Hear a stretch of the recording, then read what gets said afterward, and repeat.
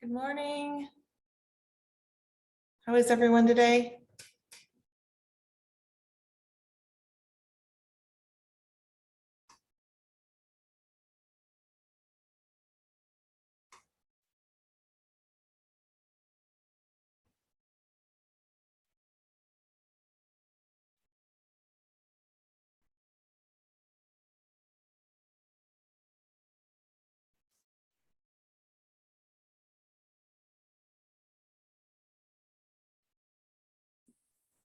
Sound test, but my Loud and video's clear. not working. Loud and clear. Okay. There I am. Okay, I'm gonna mute myself again. Wonderful. We're glad you're here. Thanks. It's been a week. It has been a week. Did you open a new, is your new branch open now? No, I Oh. do. Didn't you have I a new wish- building opening? I mean, we had a new building for an existing branch that happened Yes, in like gosh, March, April? I don't remember. But I wish we had a new branch, but we don't yet. Well, a new building's exciting. It is, and their circulation is booming. They are up like they're now our third largest branch, and they're beating like our three other branches that used to beat them all the time in service. Fantastic. So I know that's not the only metric we use, but you know, it's pretty impactful in a town of 1,600. That's fantastic. Yeah. Congratulations. Thanks. And we're not even doing in-person programs yet.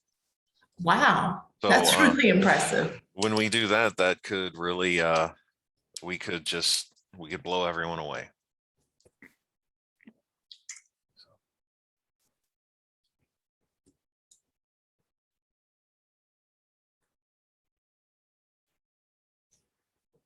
Okay.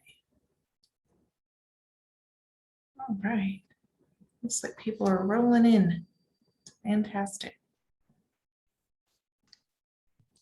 Hi, Dan. Well, hello there, Tony.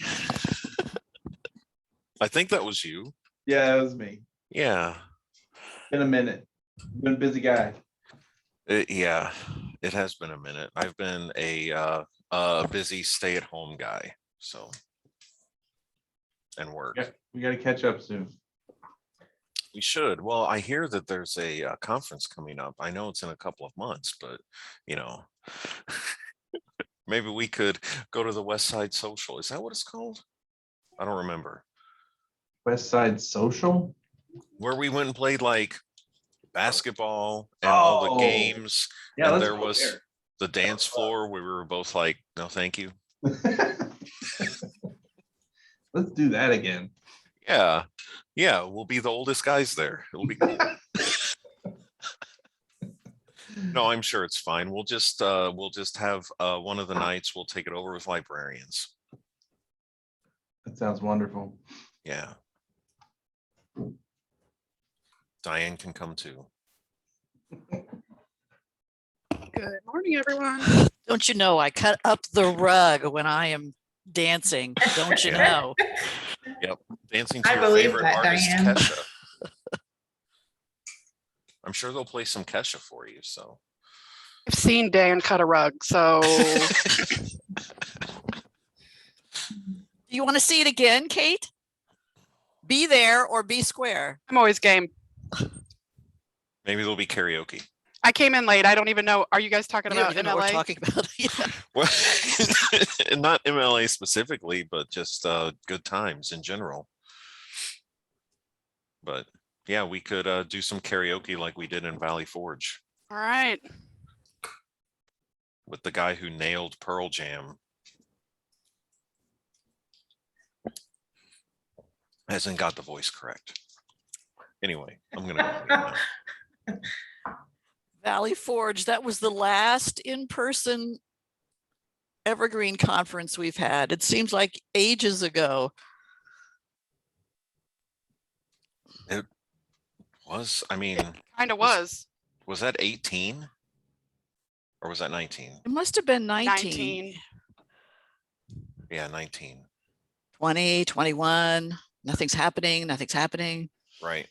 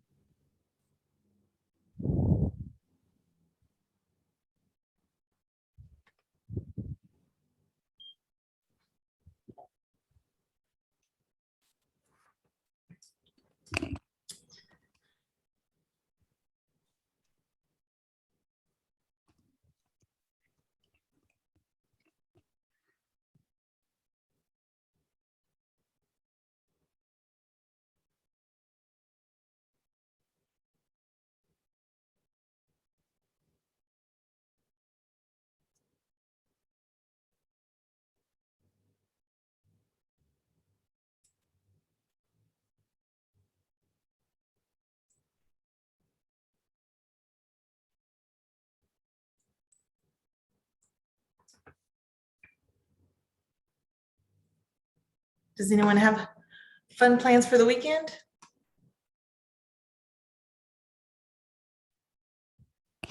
It's finally going to cool off up here. yeah. So, oh my gosh, it's been miserable. Putting together baby furniture. Oh, Kristen, are you having a baby? Yep, in a few months. Well, Congratulations. congratulations. Yeah. Yep. Right Is about this your 6 months first? now. Yep. Yeah. So yeah, we've got like the crib and the changing table and stuff all in boxes. We have to put it together this weekend. Oh, boy. that's exciting. Congratulations. Yeah. Thank you. My baby will be starting high school this year, so time flies. Good morning, everybody. Morning, Robin. Morning, Robin.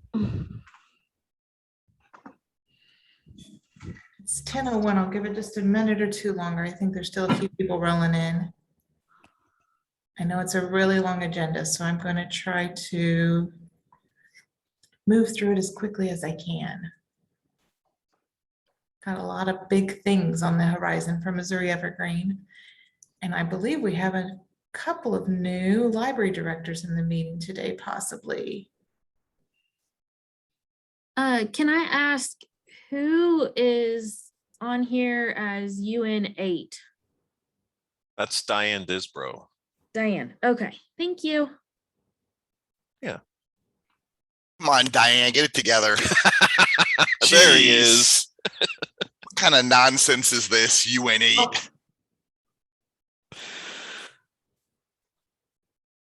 That'll be in your performance review.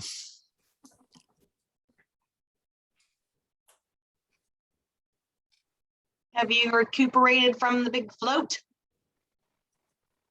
Steve?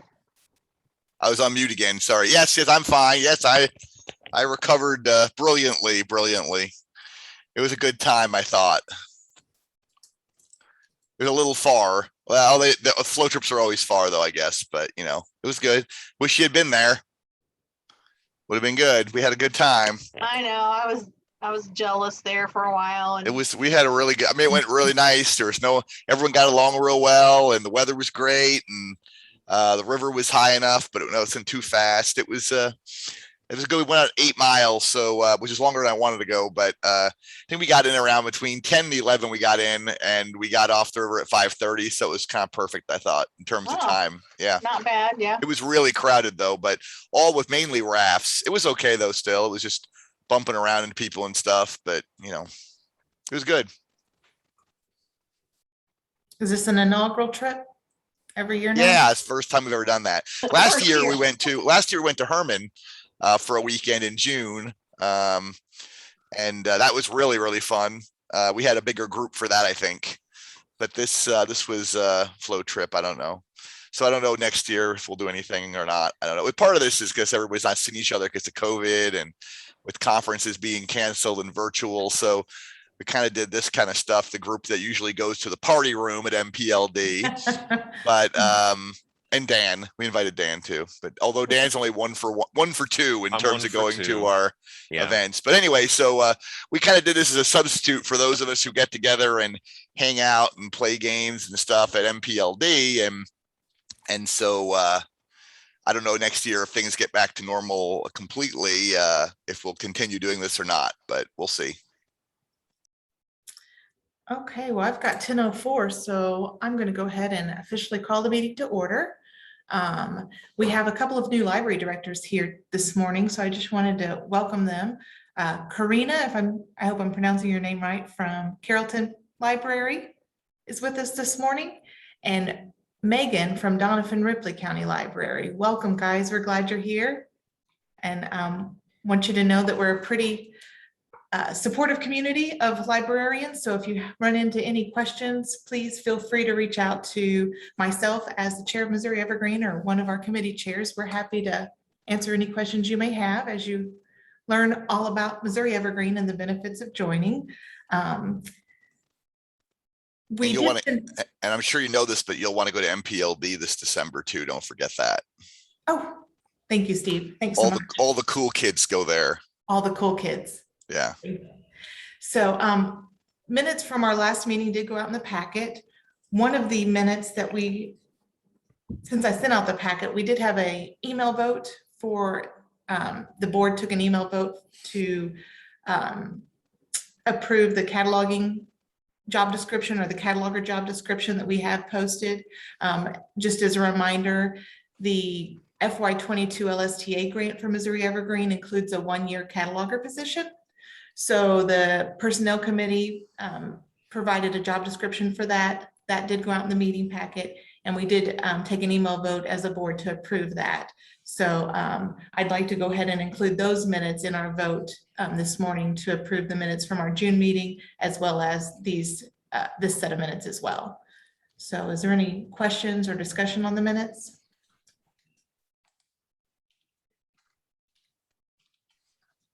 No. I move to approve the minutes with all of that stuff you just said. Thank you, Kate. Do I have a second? I'll second it. Thanks, Colleen. Any discussion? All those in favor? Aye. Any opposed? No, okay. So a little bit of an update on what's happened since our last meeting. Missouri Evergreen did host its first open demo on July 23rd. I think it was really successful. All in all, we had 16 library systems represented in that open demo. I believe Steve might jump in here and correct me. He sent out the invites. I believe all non-member libraries throughout the state were invited to attend that open demo. We did record it, and we have sent that recording out to those libraries that attended, as well as some libraries that have expressed interest since that time. And we have a link to that demo. That link is open to anyone. So if you have a library that reaches out to you, feel free to share that recording with them if they're wanting to learn more about Missouri Evergreen. We had a lot of great feedback from those libraries that were in attendance, and I think we have some new libraries interested in perhaps joining Missouri Evergreen in the future. Based on the demo. I just wanted to throw out there that I think the biggest, most exciting thing to come out of that demo was, I mean, we've got interest from Rollins County, I know for sure. They emailed me, but the biggest win of that was that on that float trip this last weekend, Mary Beth from St. Joe said she's extremely excited about joining and wanting to join. And Michelle Mears at Rollin Hills, which is of similar size. So these two libraries are similar size, say like Trails and the middle-size libraries, which are good. That's great. That's big. Those are big libraries. But anyway, Rollin Hills is kind of surrounds St. Joe. And I think they've talked that if St. Joe joins, the good chance they'll want to join too, just to make life easier between their two libraries, kind of like us and Washington Library. There's kind of a, they overlap service areas a little bit. So I think one of Rollin Hills branches are actually in St. Joe's district. It's a real messy situation there. But anyway, so those would be two huge, now they're under a contract still for a couple more years at least. I know St. Joe is, but those would be huge, huge new members. So that was, if nothing else, even if they were the only ones that showed up, that would have been worth it if we if we could attract St. Joe. Yeah, and I think that format worked out really well. So I think Stephen mentioned previously that he thought maybe we could do that annually, post an open demo to Missouri Evergreen. And I think that's a good idea, as well as that demo went and as much participation as we received. I think we'll try to continue that moving forward. Maybe every July I think that seemed to work well in the timeline of things. Next, the Missouri Evergreen Users Conference program went out. Let's see, I think I have that here. Just a reminder, that's a half day to this year's MLA conference. It's at the Doubletree Hilton Hotel in Chesterfield, right? It will be from 8 to noon. We plan to, as far as I know, MLA still plans to meet in person. I know they're monitoring the situation and will let, as soon as they have an update that may not be possible, they'll let us know. They have already alerted the membership that if they do cancel their in-person conference, they will not host a virtual alternative. That's something that they are not currently set up to do.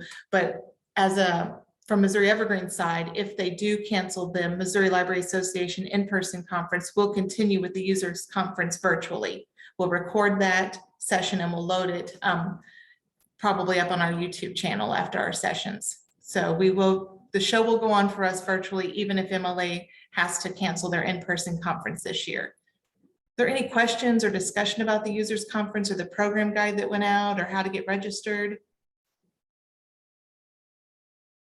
There's no additional fee. You register for MLA as a conference, and then you're registered to attend Missouri Evergreen. If we do go virtual, there will be no fee to attend the virtual conference, and there will not be a registration. We'll just send out the meeting links out through the listservs. We will be asking for some volunteers to help us man some of the table talks. So Missouri Evergreen Executive Board, I'm looking at you. I'm going to ask you guys to volunteer to take on one of the discussion tables. So if you have any questions about the users conference, feel free to reach out to me or to one of the committee chairs. I think we can answer your questions if you should have any. All right, let's go to new members. James Memorial Library went live on July 29th. And I apologize, Equinox did send me some updated numbers for patrons and bib records and items. I didn't find that until much later, but I'll send that email out that kind of gives an update as to the size of Missouri Evergreen now that James Memorial is live and in action. I think things are going pretty smooth there. Scenic Regional served as their Missouri Evergreen migration team, and I think that went really well. I don't know if Diane has any info to add to the go live date at James Memorial. No, but it was a pleasure working with them and everything did go smoothly. And so just to, as a reminder, the Missouri Evergreen migration team actually does on-site training about 2 weeks before that library's go live date, and then they're on site for go live day. Diane took some great pictures as well, so I'll send some of those pictures out with those updated numbers after today's meeting. Henry County set to go live August 19th, so next week. We're already have our cataloging records froze. We're not updating anything, waiting for that library to go live. Trails has served as their migration team. I think that's moving pretty smoothly. September 9th, Rolla Public Library will go live. Lebanon Laclede is serving as their Missouri Evergreen migration team. Cedar County is set to go live on November 4th. We have received word that they will be changing directors. Their library director is going to teach school this fall, so they have an opening for that position. So we'll keep you posted on how that's moving. And then Reynolds County Library has submitted their migration grant, and they will go live, I believe, January 20th. I was on the phone with Equinox earlier, and I think that's when Reynolds County will go live. We have, yes. Can I jump? So I don't know if this is if this is not the appropriate time in the meeting to bring this up, but it has to do with migration. It just made me think. Sure. When we were migrating St. James, we had a concern that they weren't going to be, I don't know if they're on the call or not, but either way, we didn't know for sure whether or not they'd have all their collection rebarcoded. But they did, which was exciting, and I'm glad they got it done. However, during the conversations leading up to St. James migration, I learned, I guess, that Bowling Green that migrated, and I don't know if they're on the call or not, a while back, at least last I heard, still hadn't rebarcoded their entire collection. I don't know how that impacts exactly resource sharing or anything like that, or seeing their collection in the catalog or anything like that. But I know that I of all people have been pushing to migrate 5 people every year, and even if they're not ready to go full steam ahead, and I still believe that. However, I'm wondering if we should, as a board or as a group, maybe try to, I know it's a little late now, but go back and try to help them get caught up, basically, and try to address that, because I hate having a library with, I don't know what, it could be a quarter of their collection not barcoded, not accessible to the rest of the consortium. It seems to defeat the purpose of them joining. And I know that we helped St. James, we're helping Cedar County, but at the time we weren't doing that kind of thing, helping members like that. But I think maybe we need to, talk. Sorry, I have this little bit of a cold thing or something today, but I think we should maybe talk about what we can do to get them up to speed on that, because we don't want to start leaving members that have to rebarcode behind and having them half their collection not barcoded and half of it rebarcoded. And so any thoughts on that? I have a question about that. So does that prohibit other libraries from placing holds on their items? Just I don't know how we can. They can't. They're not in. They didn't migrate. Those barcodes didn't migrate at all into our system. Is that what the problem is? Diane can speak to this. I think she was the one who was part of that meeting as well. Yeah, I think their items would still be in the catalog. They would just have wonky I was under barcode that numbers. impression as well. And my thought was that go ahead, Shannon. I'm sorry. Yeah, I don't think that's true. So the barcodes are already set to the new barcode scheme when they're migrated in. That's done automatically by Equinox when they migrate in. The physical barcode on the item doesn't match the barcode in the catalog. So when they get the item and pull it to send it out through resource sharing, they'll just have to rebarcode it then before it goes out. So That's kind of that's what I thought was happening. Yeah, so it's just that the physical barcode, when it comes to the desk, probably won't scan until they rebarcode it. So we can borrow things from them. Everybody can Yes. see and borrow things Yes. from them. Okay. Yeah. But they're having to, they're Barcoding rebarcoding on the fly. Yeah. Yeah. Okay. Well, that's better, I guess, then. I just wanted to talk about that because I was I thought after discussing that with Diane and the meeting we had with them, or the information I heard was that we weren't able to borrow from them though. So, okay, well, I guess that's a little better, but And should we still try to help them? Steve, I'll reach out to Bowling Green after this meeting and ask if they could use some assistance, and then get back with the board on what we need to do moving forward. I mean, I don't know how far away we are from them. I think it's quite a bit. What is that, Diane? About an hour and a half? Hour? Yes. Yeah. I mean, we're willing to do like we did at St. James and send people up there a little bit. I just Yeah, they're more on our side of the state. Yeah. I was just hoping that we could over here. I was just hoping we could address it for them and help them, considering we didn't help them originally. I agree. So I'll reach out to the director at Bowling Green and see where they are and see if they need some assistance, and I'll offer it. So absolutely. I'm glad to know that. I didn't realize that. Any other discussion or feedback about migrations? No. So an update on the reporter project. As you know, Missouri Evergreen voted to devote $10,000 for development for an improvement to the reports module for Missouri Evergreen. Equinox has named that project the Simple Reporter Project. We sent out the tech specs with the meeting packet, and Equinox just got with us this week with a contract to sign, and that contract has gone before the attorney for Missouri Evergreen. And once the attorney clears the contract, we'll sign that and move forward. So what they have given me as a timeline, I did ask them to update me on the timeline. They think that they'll have testing ready for this fall, and they'll ask us to test. Once the test is accepted by Missouri Evergreen, and CWMRs is the other funding agency or the funding group, then they'll submit that project to the International Evergreen Development Community. And then once the community accepts it as part of the base Evergreen package, it will be released with the 3.9 version. We're currently on version 3.6. I'm not sure, but I think they plan on doing a 3.9 release for version 3.9, a spring release for version 3.9, which potentially means if we wanted to, we could move to 3.9 in the fall of 2022 is what they're telling me. Now, I think that's a kind of a pie in the sky timeline, but that's the timeline that they gave me. I know that in the past, we've waited to upgrade to the newest version to give them time to work out the bugs and to apply patches. So I'm not necessarily pushing for us to go to 3.9 in fall of 22. I'd rather go spring of 2023, in my opinion. But I just wanted to give you the timeline they've given me so you can start thinking about how that will, what we should do as a membership. And of course, as soon as I have any testing links or any information from Equinox on this project, I will push that out to the membership through the listserv. Do you have any questions about the project? Yes, Diane? Didn't they say that they were going to not work on the dashboard now, just do the simple reporter? Or is Yes. the so it's just Yes. the simple reporter, no Yes. dashboard? That's correct. They didn't Okay. get enough funding for both and they decided to move forward with the simple reporter. That dashboard looks super cool, though. I hope I sometime it gets know. funded. I know. I So, almost wish they would have reversed that and did the dashboard first, but Not me.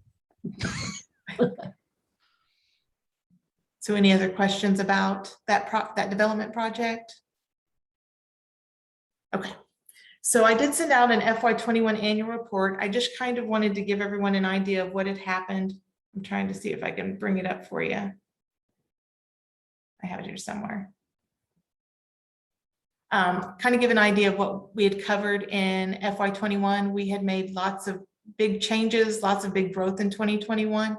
So I was just sending it out to show everyone what changes we had made or what progress we had made over the course of the year. I also wanted feedback from the membership if you thought there was a new direction we needed to move in FY22 after reviewing where we've been in FY21, or any type of thought process in hindsight that you thought we should incorporate into FY22. So that was just kind of an informational item.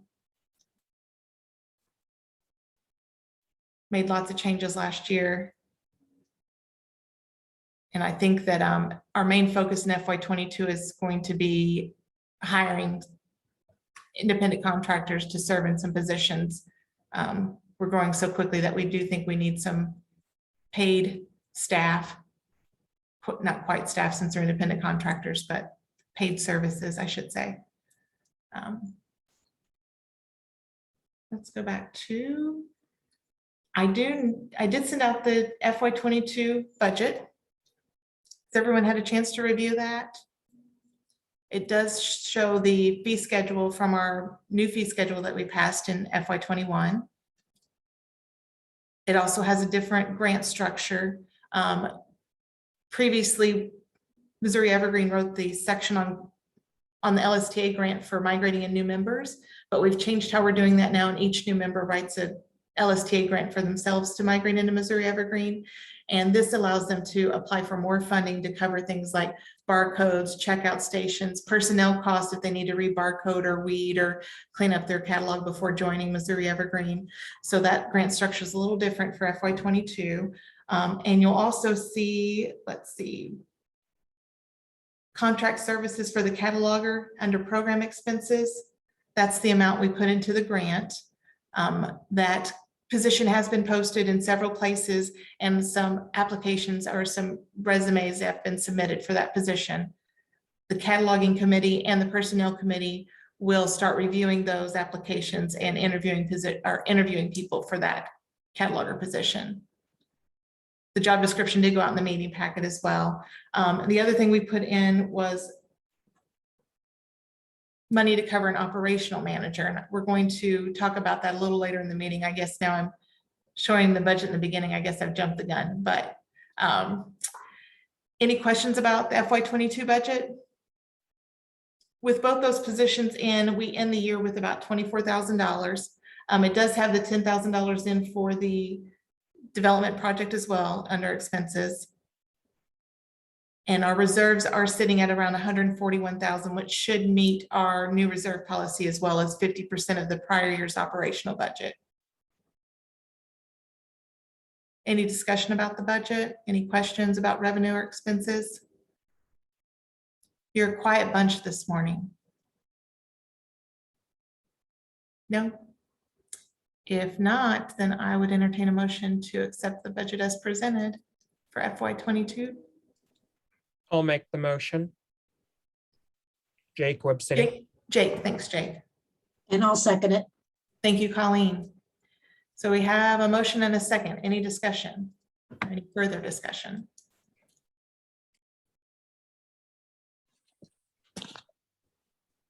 If not, all those in favor? Aye. Aye. Aye. Any opposed? All right, you're an easy group. I sent out the fee schedule just as a, excuse me, guys. Just as a reminder. Did everyone have a chance to review that? Any questions about the new fee schedule? This is just the Missouri Evergreen fee. There will also be September 1, your annual Missouri Evergreen bill should start coming out with the Missouri Evergreen fee, Syndetics fee, and the annual Marchive fee. We're going to start billing for Marchive annually. We've made that decision this year as well. So you'll see that in your bill in September. The FY22 LSTA grant has been submitted. Thank you, thank you, thank you, Colleen Knight. The amount requested was $149,822. I will say, sorry to interrupt, Shannon. No, It's no. so much easier now that the state, in their wise decision, decided to move the migrating libraries, because I didn't have to figure all that in. And it did go so much easier. That's And wonderful. by moving it to the grant management system, they kept me from being so wordy. So that was actually, it took me a little bit to get used to that because I'm a little bit more wordy than that. But and in the long run, it'll make it so much easier. Well, Colleen, I guess I wish that worked for everyone, that it made them less wordy. But it's on, I'm actually sitting here reviewing this right now as we speak. You know, but it will be nice that if the board does go ahead with, I mean, the membership goes ahead with an operational manager, I'll be more than happy to turn that over. And so Colleen, if you'll correct me if I say anything inaccurate here, we submitted for the cataloger position, equipment and software for that position, and some travel expenses so that cataloger can travel around the state and do in-person training. Is that correct? That's correct. Okay, so that's that amount you see here, $149,822 includes all of that, all of those expenses for the cataloger. And finally, we added some new material to the Missouri Evergreen website, patron handouts and promotional materials. We, Diane Deespro asked about some material we could offer to James Memorial Library when they went on their Go Live Day to give to their patrons about how to use the catalog and how to search. And so out of that discussion, we compiled a few different bookmarks, business cards, brochures, posters. We have those all posted to our Missouri Evergreen website, and we've tried to brand them just as Missouri Evergreen so they're usable by any library who may want to take advantage of those materials. So any questions about anything from the executive committee report this morning? If not, I'm happy to turn it over to Sue Lightfoot and Amigos and for Missouri Evergreen Financials. Sue, I'm not sure Sue's on the meeting this morning, so Kristen, if you don't mind. Okay. Thank you. Yeah, not a problem. All right, so the financials were included in the email that Shannon sent out. So right now, everything's kind of looking good as far as the bank accounts and the reserve fund, as Shannon mentioned before. July wasn't too busy, except for we did have a lot of the Equinox hosting fees. We tried to get all of those paid by the end of the fiscal year.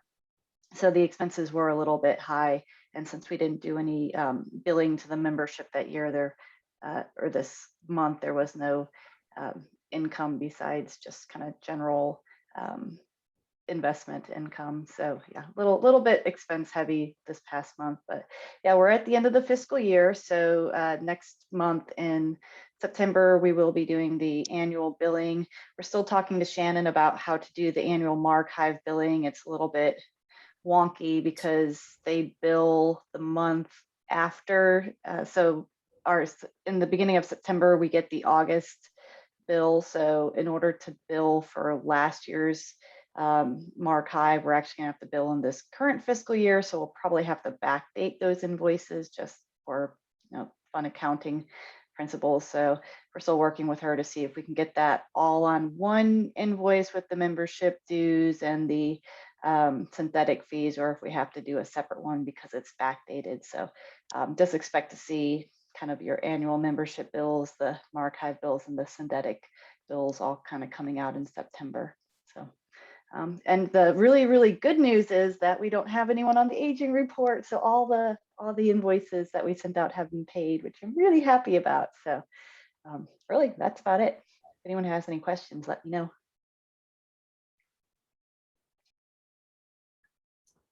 Any questions about the financials? I did have one. It looks like we're still waiting for a disbursement for LSTA grant. Is that in this current fiscal year, or will that be FY22? Just let me talk to Keith about that. okay. And, That's get my an only answer on question. that. That's, I'm actually the current grant ends on August 31st. So then I will be filling out the final grant report. Okay. And so I won't submit for the final payment until after Okay. FY23 begins. Okay. I think Keith said that he puts He that goes in back and revenue, right? And yeah, through the magic of audit accrued. financials, he moves it over to Okay. this year. Okay. Yeah, that was my only question. I thought that's what he had told us previously, and I'm pretty sure that's right. I just wanted to double check. Any other questions about the financials? Yep. All right, we'll move into committee reports. And the first one we have up this morning is Colleen Knight with the Personnel Committee. Hey, before I actually get onto that, as part of the grant, we are required to send out a survey. And because the strategic committee did send out a survey, so close to this with very much similar questions, we will not be sending out a survey. However, I did send out to all the directors a couple questions about what your impact statements are. How does, sorry, there's a fly in my office. It's driving me nuts. How does Missouri Evergreen impact you or your administration or your library or your patrons? I've received a few, but please send those in so I can include those impact statements into the final grant that I'll begin to write soon. Okay. Can I add to that? What? Yeah. The reason why that's so important, I know it's a pain, but the reason why that's so important is it has to go in our report that we present to IMLS. So that's one of the things that they want is those impact statements, because then that gets, some of those statements get turned around, and when they're seeking the federal funding, just like when we seek state funding, they use some of those statements to show why funding to IMLS is so important, and it trickles down, obviously. So I know it's, it's not one of your favorite things to do is to come up with some of that, but it really is important. Not just from our perspective to see how Missouri Evergreen impacts your patrons and your staff, but IMLS really needs that stuff just for their own promotion and advocacy component, but also just something that they keep when they're looking at the different projects that are used for LSTA funds. So thank you. Yeah, I've received some really good ones, but there's plenty of the members that have not sent them in. Okay, as far as the personnel committee, we did vote to go ahead and the board voted to go ahead and issue the cataloging committee job description and get it on the website. It was posted on the website, AMALA and MLA, though MLA, it took us an extra few weeks. We had some issues there with their getting it on there, but it's on inlaj.com.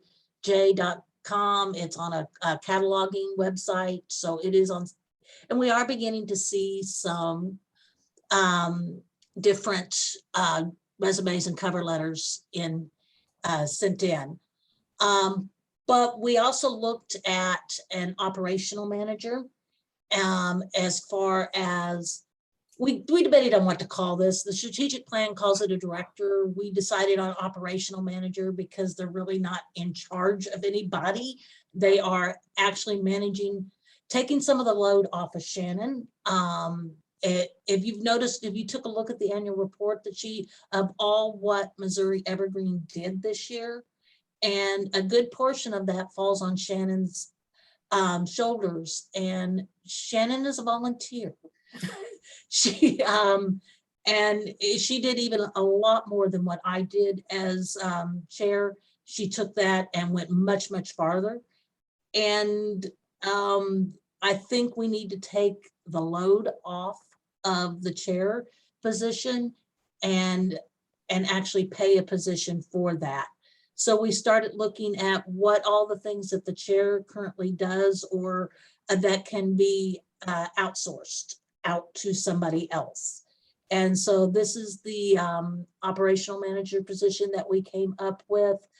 Most of it will be virtual. A lot of this you can do virtually, but we do want them to be the lead on recruitment and migration projects, even if they don't go to, if they're not the lead on the migration, at least, be the one that assigns and make sure that the migrating library does have a good migrating partner and making sure that that partner is working well with the team.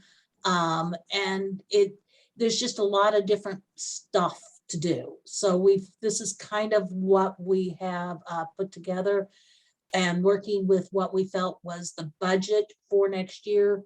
If we can get somebody really good, we'd be willing to pay them more the top scale. If we can get somebody that, it just depends on. So this is what we came up with. Colleen, that was so nice of you to say what you said about me and what I've done with Missouri Evergreen this year. But I wanted to say that there's a lot of people doing a lot of work for Missouri Evergreen, and in particular, the cataloging committee. Oh, does cataloging a ton of committee, work yeah, for this. The other thing I wanted to mention, since Missouri Evergreen has become autonomous and moved away from Mobius, and it's now its own 501c3 and its own organization, and it's managing a lot of its own affairs. The other thing I think that's important, not only about the workload on a volunteer group to complete that, it's stability. There's a lot of tasks that have to be done. And some of those involve things like SSL certificates for a website, different tasks like that have to be done on an annual calendar. And with an ever-changing executive board, it's much easier for those important tasks to fall through the cracks. That was one of the reasons our catalog was offline for a small time until we got that SSL certificate back in place, and we were seeing those error messages on our OPACs.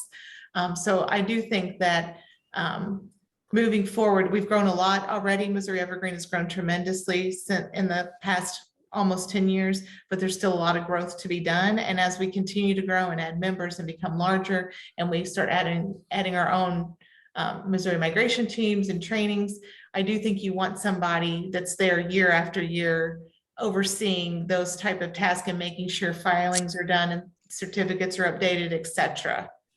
So. Do we really need to sell this? Is anyone really against this idea? Well, I'm just saying that my board always does this to me because I go on and on about something and they're like, we're already going to vote yes on it. You can just shut up. As you know, because I talk incessantly. So I just don't know if this is something we really need to go on. I mean, Colleen and Shannon did a wonderful job explaining the reasons.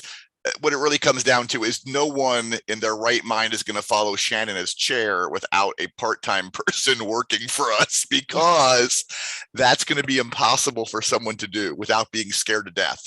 So unless someone wants to vocally come out and, say why they don't think we should do this, I think it's been sold already.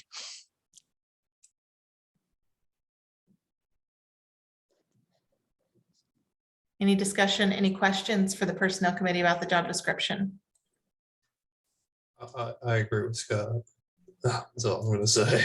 Like, you guys got it. We're good.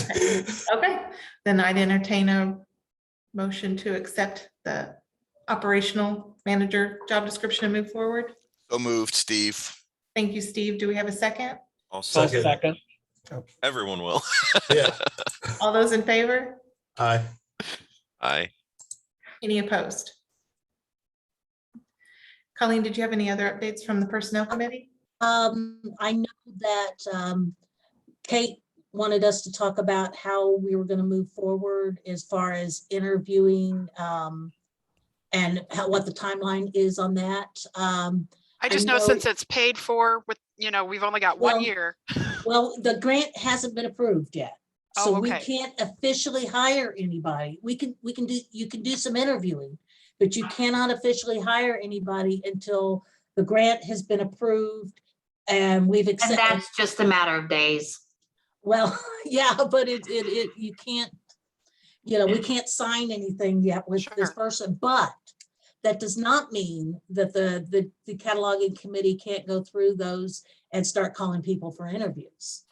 I don't even know if there's a closing date on this posting, and I put on the job description that it would be available September 1st. But so there isn't a closing date on any of it that I put on there.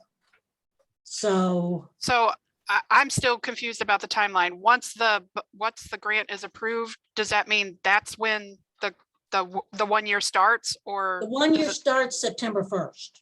okay.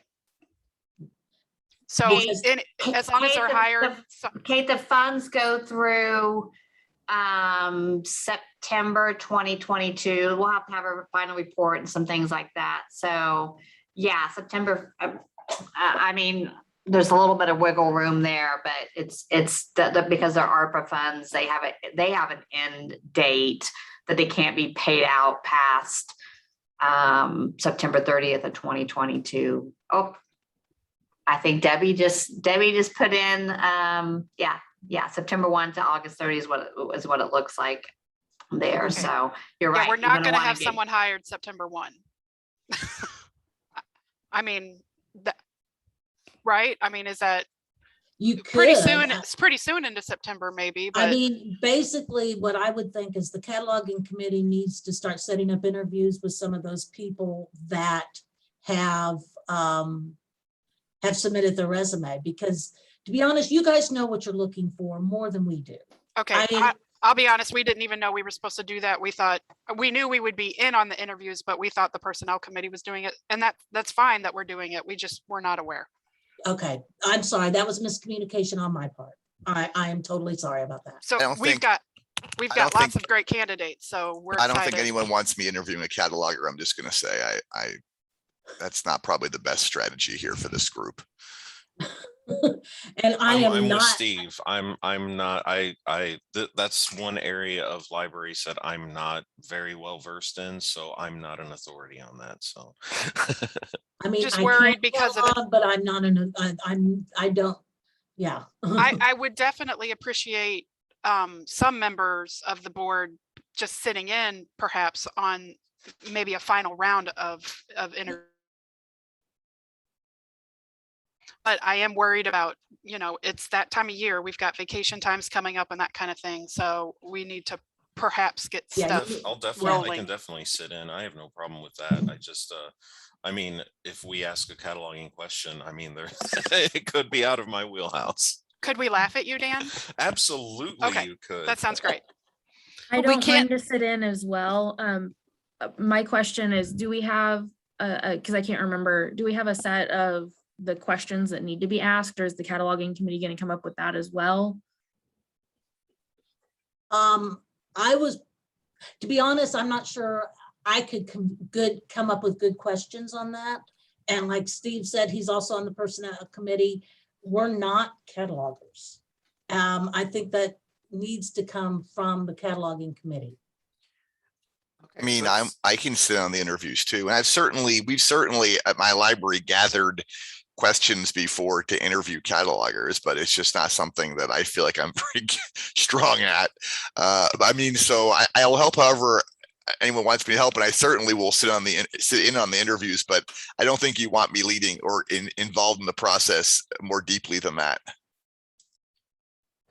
Okay, so it sounds like the cataloging committee needs to get together this week or early next week, formulate some questions and review the applications that we have to get moving soon. Now, you know, there Meredith McCarthy has a question in the chat about this. It says, is the person paid for hours worked or straight weekly pay? If it's hours worked, the time issue isn't pressing. They are an independent contractor, so they'll submit an invoice for payment based on their hours that they work for the month. And there's an hourly rate listed in the job description. Or it'll be settled when they're hired. I don't know. Is it, okay. I think it's a range in the job description. And so they'll set a rate at that time and they'll invoice Missouri Evergreen and we'll pay that invoice. And that's probably definitely where we would want some of your input, you know, if there's any, you know, if they want to negotiate price, you know, they're paying, that kind of thing. That's where we'd like some help. We can definitely formulate questions. That's no problem. We've all hired catalogers before. But yeah, we won't, you know, like say you're hired until, I guess that all has to be approved by everybody. No, I would say it'd have to be approved by the board. Yeah, yeah, that's what I meant. Yes. Recommendation of Yes. the cataloging committee. Okay.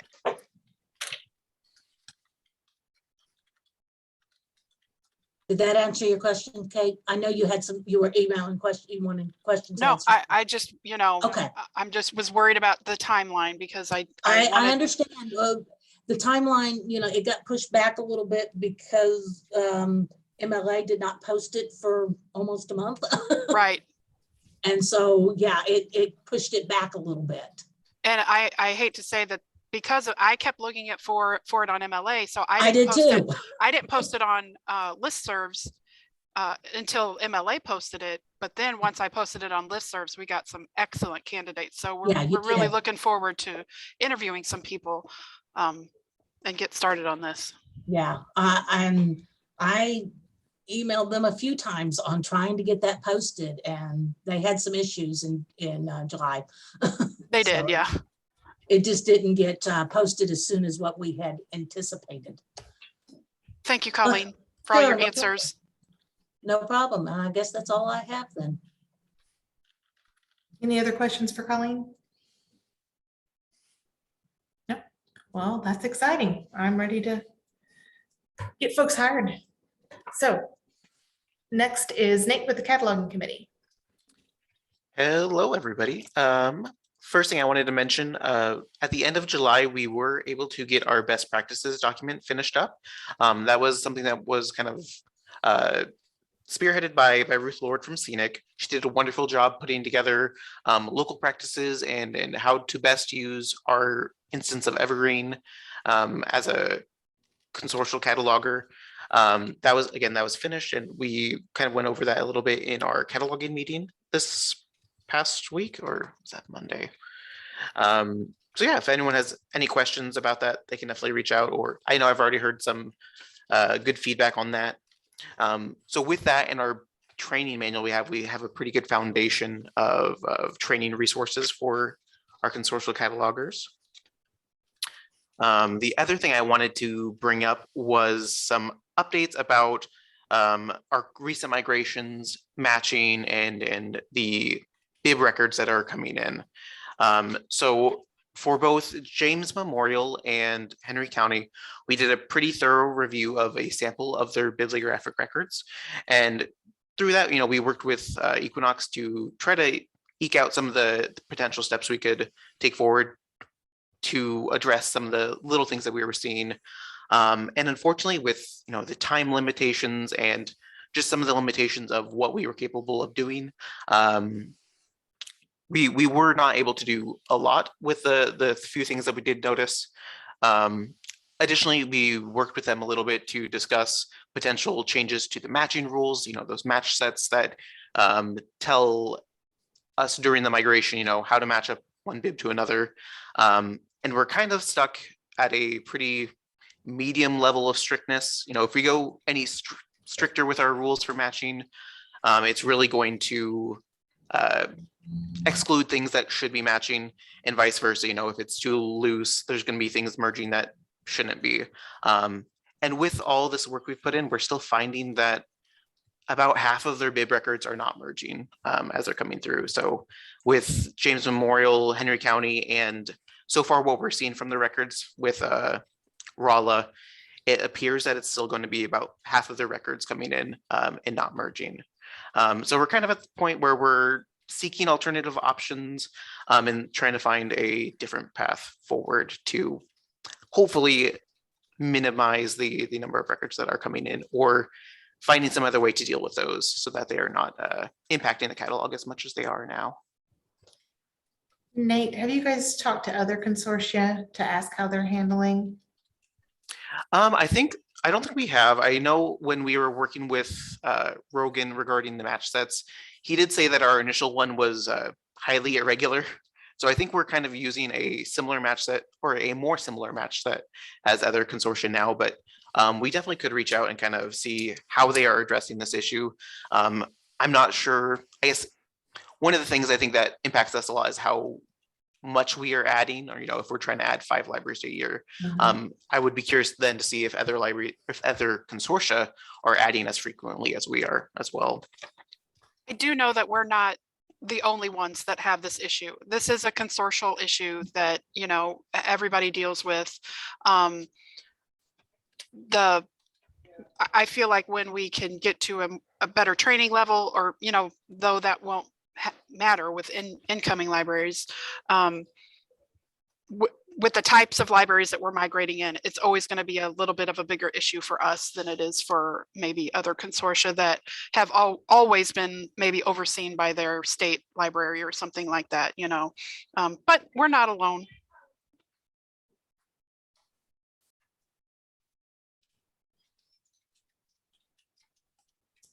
Any questions of Nate or comments for the cataloging committee?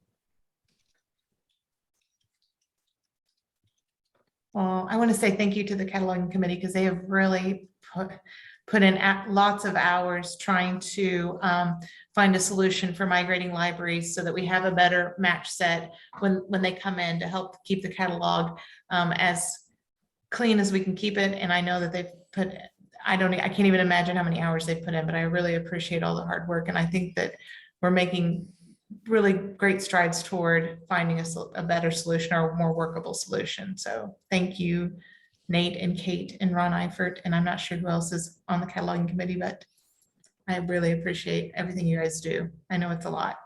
Just one last comment, and I know everybody's kind of behind us on this, but, you know, in us doing this, we only have the best interest of the catalog users in mind, and that's really our bottom line. We're trying to find some kind of solution for this, because it's not just an issue for the catalogers, it's an issue for our patrons. So even if you roll your eyes every time we talk about this, it's a big deal. So we'll get there eventually. Okay, so if there's no further discussion, I'll go ahead and ask Meredith McCarthy to update us on circulation committee, please. Hello. We have shared out the closing your library best practices that Diane Disbrow worked on, and just to be a guide for people when they have to close their libraries for whatever reason.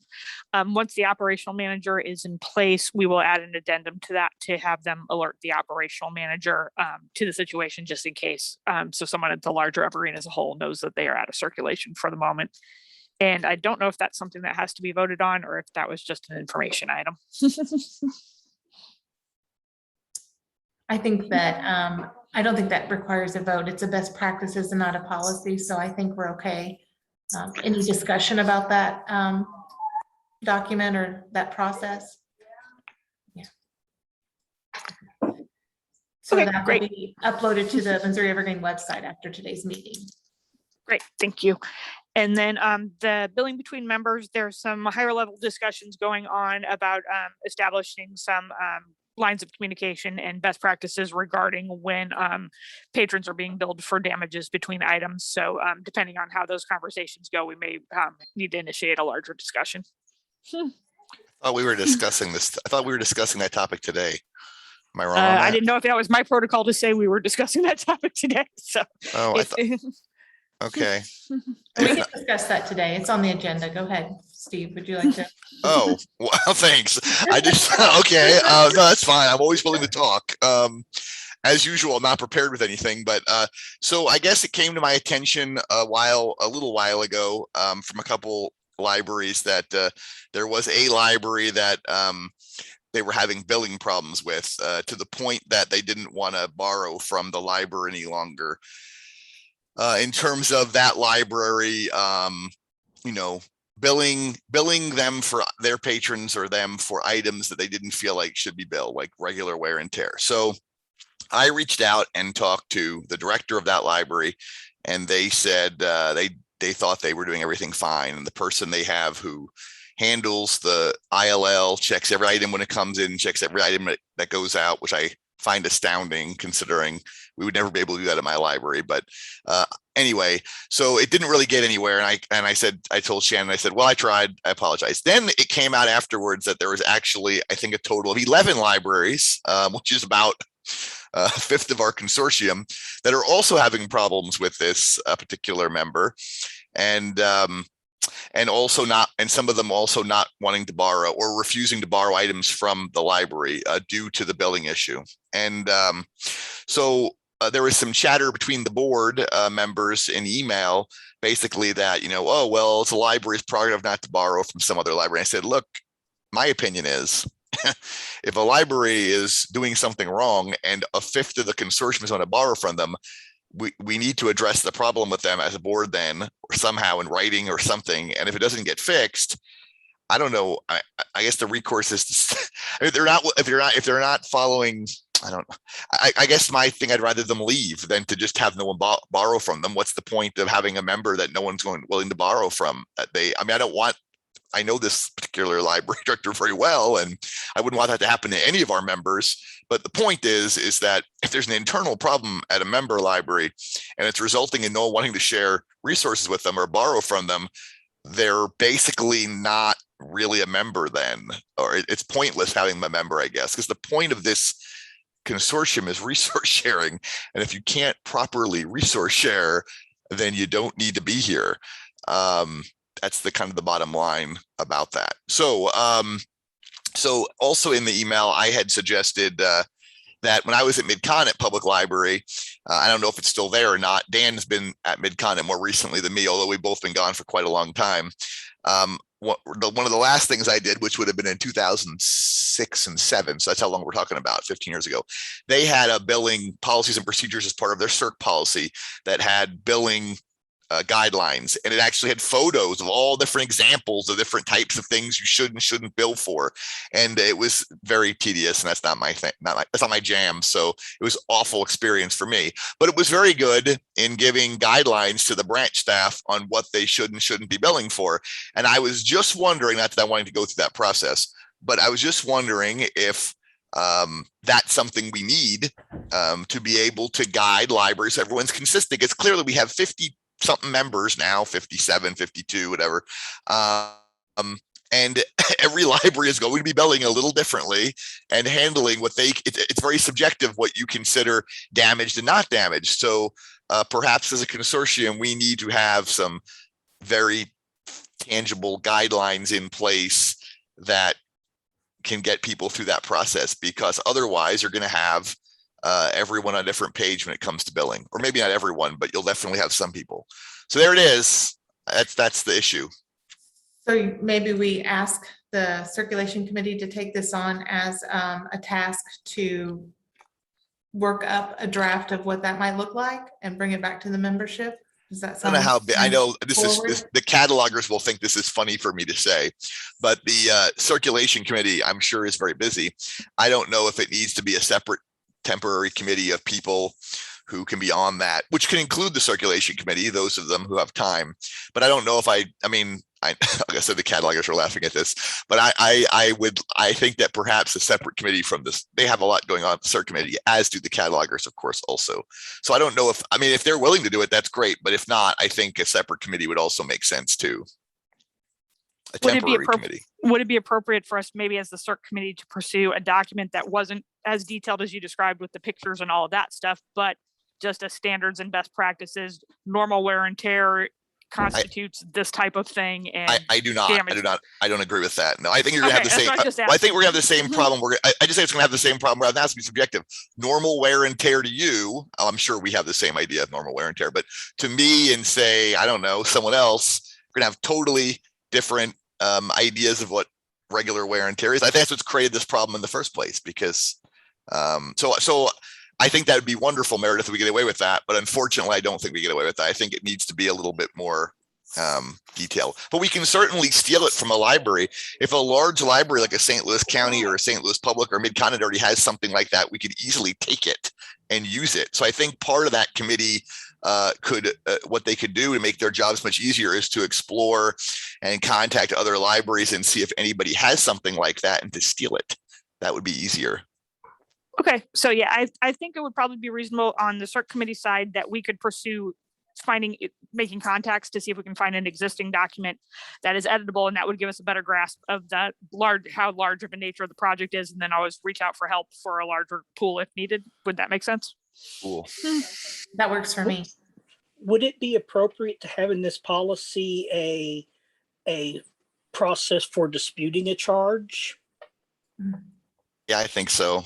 I think so, because that's where I disagreed with Steve, rather than, sanction the library, have a process to dispute bills that come out. Did we disagree on that? How did we disagree on that? I don't remember that. Well, you were talking about sanctioning the library, not loaning to the library, and it's like, no. We need to have a way to dispute. Oh, no, this. that wasn't me. I agree. Okay, maybe it was somebody else. I don't think we shouldn't just say we're not going to, wait, hold on, maybe I'm wrong. I don't think it's fair to say, like I said earlier on, I don't think we should just say, oh, we're not going to borrow from that library or lend to that library. I don't agree with that. I'm all about sanctions, but I don't think the sanction should be, we're not going to play with you, because if you're not going to be sharing, why be here? I would rather do it like a billing dispute, like Ron said, but maybe it was somebody else I was arguing with. I argue with you so much. Oh, come No, on. we And all I have is nice things to say about you, Colleen, and here we are arguing all the I time. like arguing with people. I do think one of the points was, though, that in this particular situation, which all of them aren't going to be like that, but it was disputed many times, and that that's library true. didn't care. That's true, Kate. I agree with that. That's true. That's a problem with that. Yeah. Can I ask? Yeah, and if we have a dispute situation, then who is actually the judge and jury of said dispute? Can I ask if all the libraries on here, when you bill for a damaged book, I am assuming all libraries, that book no longer circulates, because the reason you have billed, it is so damaged, it can't circulate. So that book should be removed, correct? I agree. Okay, I don't think that's possibly what's happening in this case. Well, I think that needs to be included in And the I don't think guidelines, too. I don't think that's universal across libraries. We do bill for partial damage and things and stuff. Here, we don't generally do it with consortium stuff because it's a pain to bill consortium stuff regardless. So we're only going to do that if it's horrible. But I think there's more libraries that partial bill than you might think. Okay.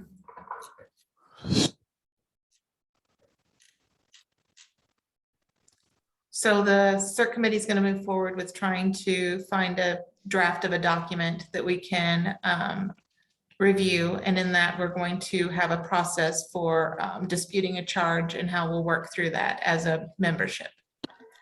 Yes, and I think possibly to address some of it too, and I know it was part of the other discussion, was being able to see said damaged item and putting into these guidelines that the library that's billing can't just dispose of it or whatever with it too, that there needs to be some accountability there as well. I think that's a good plan. Does anyone have any further discussion on that or other things you think we should address as a part of that document or that process?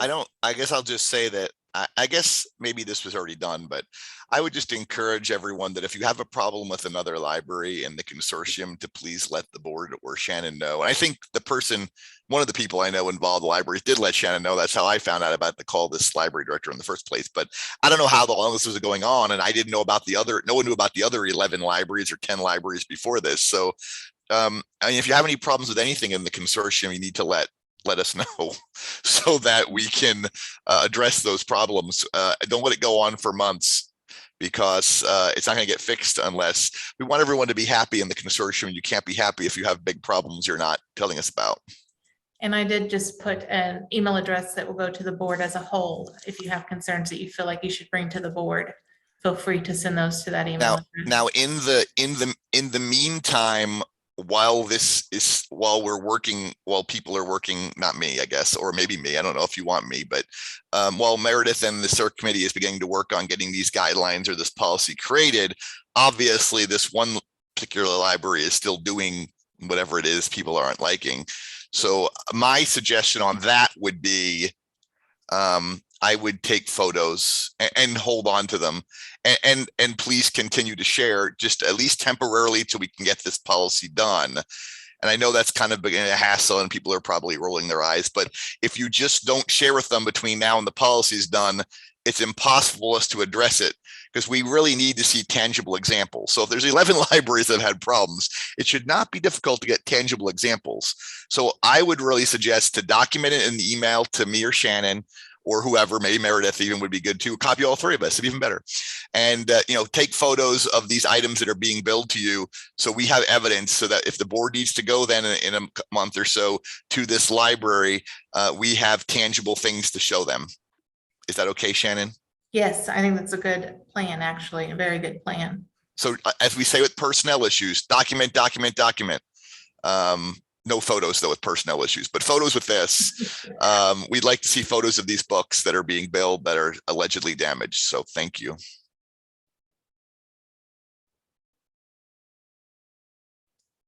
Any other comments on billing between member libraries? Who do we send the photos to? Lisa said, Lisa, if you'll send it to Meredith, Steve, and myself. And we can try to get some email addresses, and they're all on the website, but we'll post them here too. Steve and Meredith, will you put yours in the chat? Yeah, yes, I will. Thank you. Let's see. Any other discussion about billing?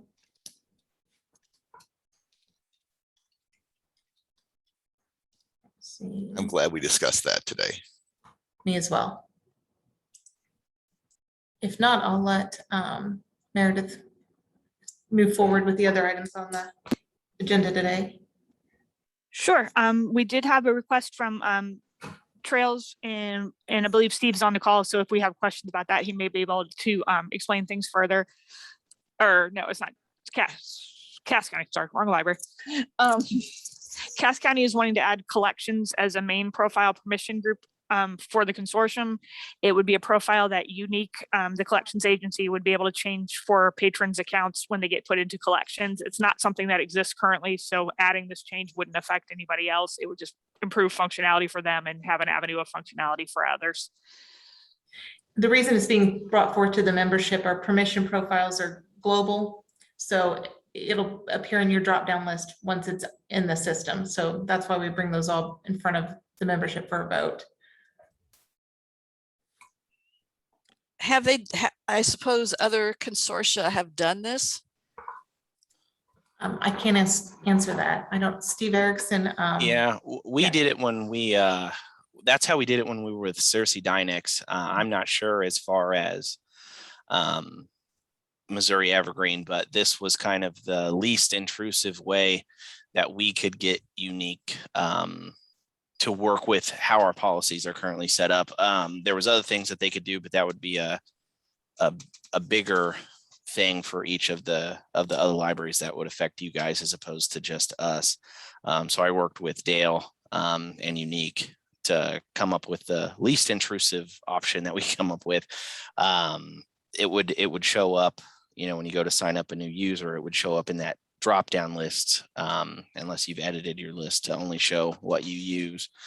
I know, being on a migration team, going through all their mapping stuff, this is a question that they're, that these migrating libraries are asked, do you have any special permission groups that we need to, so I think it's decently common practice that, every once in a while, these new permission groups are added. We certainly don't want to do it all the time, but I think that it's pretty, you know, regular. And Steve, it wouldn't impact any other libraries that currently use Unique unless they set up the same configuration that you have with them, correct? Exactly, yes. What are the other libraries that currently use Unique doing? How are they allowing Unique to access their catalog? And at our library, it just puts a note on the account that the account's been sent to collections, and once the account is removed from collections, there's a follow-up note that says the account's been removed. That's the only action that's taken here at Poplar Bluff by Unique. That's what we currently do too. We've noticed that it's not 100% accurate. We've not had that experience, or at least not that we've noticed. Does it need to be? So Shannon, Go ahead, Kat. Shannon, do they not go ahead and put your fee on? Yes. The patron's record? Okay, so that's what they do for us. Yeah. Does it need to be a completely unique permission group, or would it be possible to use one of the existing ones already? It would be possible to use any permission group that we currently have, but I don't know who all is using those permission groups already. And so that's why we went with a new one, just to make sure we're not affecting anybody that doesn't want to be affected by it. Okay, so Unique would identify all accounts with that permission group and would be. Yeah, just for Cass County or anyone that set it up that way. And there is already a Unique permission group, but that is specifically for Unique staff. They have very limited permissions, and that's created just for their staff, not for patrons who are in that status. Okay, so you couldn't use like the probationary patron permission group, and Unique can identify it by Cass County patrons with probationary. I mean, you could do something like that, but it would, if for collections, it would essentially, what we would like to have it do is actually block the patron from doing anything through SIP or through checkouts. So we'd have to change the rules on an existing one. So the problem with reusing one is that anybody that they might use probationary for something else, but you want probationary to totally block it, the patron. Yeah, and I believe probationary is in there for people that like sign up for library cards remotely and things like that. And they may have limitations on checkouts, so that you don't want your collections people still checking out. Okay, I thought you could do something with the standing penalties that would allow you to set that uniquely to each library, because we have limitations and penalties for probationary setup just for trails. When I talked to Dale at Equinox, he didn't seem to think that was an option for us without changing it for everybody. Okay, maybe I'm confusing it with something else then.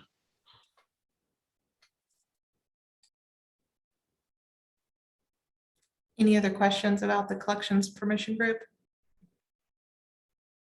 If not, I think we could go ahead and make a motion to create the collections permission group so that it can be used by those libraries using Unique collections.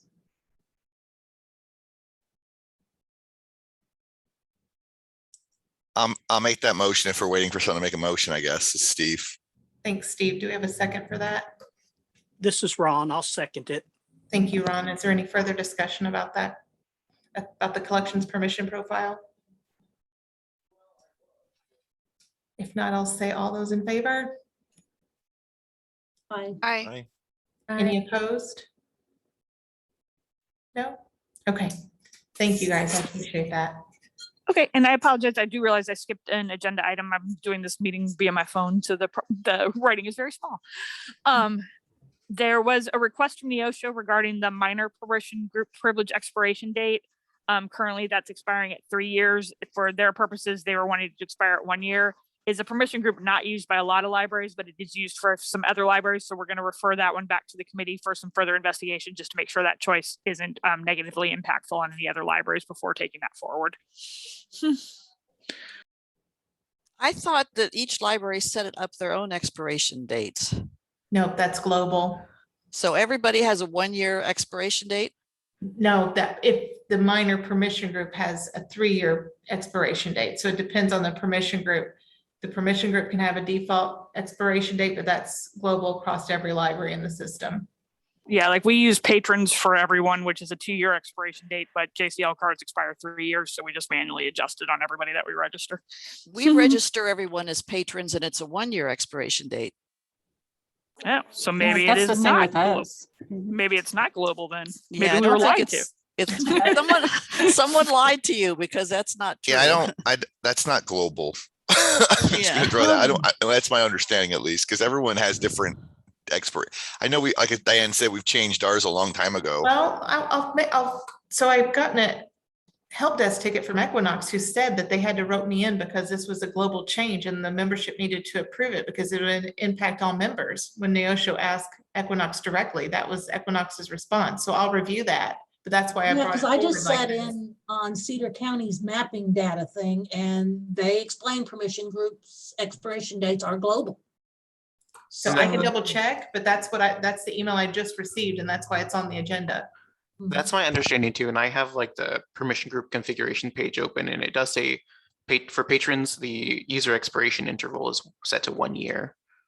And it doesn't specify anything saying trails or anything Well, if else. that's the case, it could be universal. Just say, I know ours is a year and if someone else is something different, obviously it's not universal then, but And our probationary patrons is 3 months.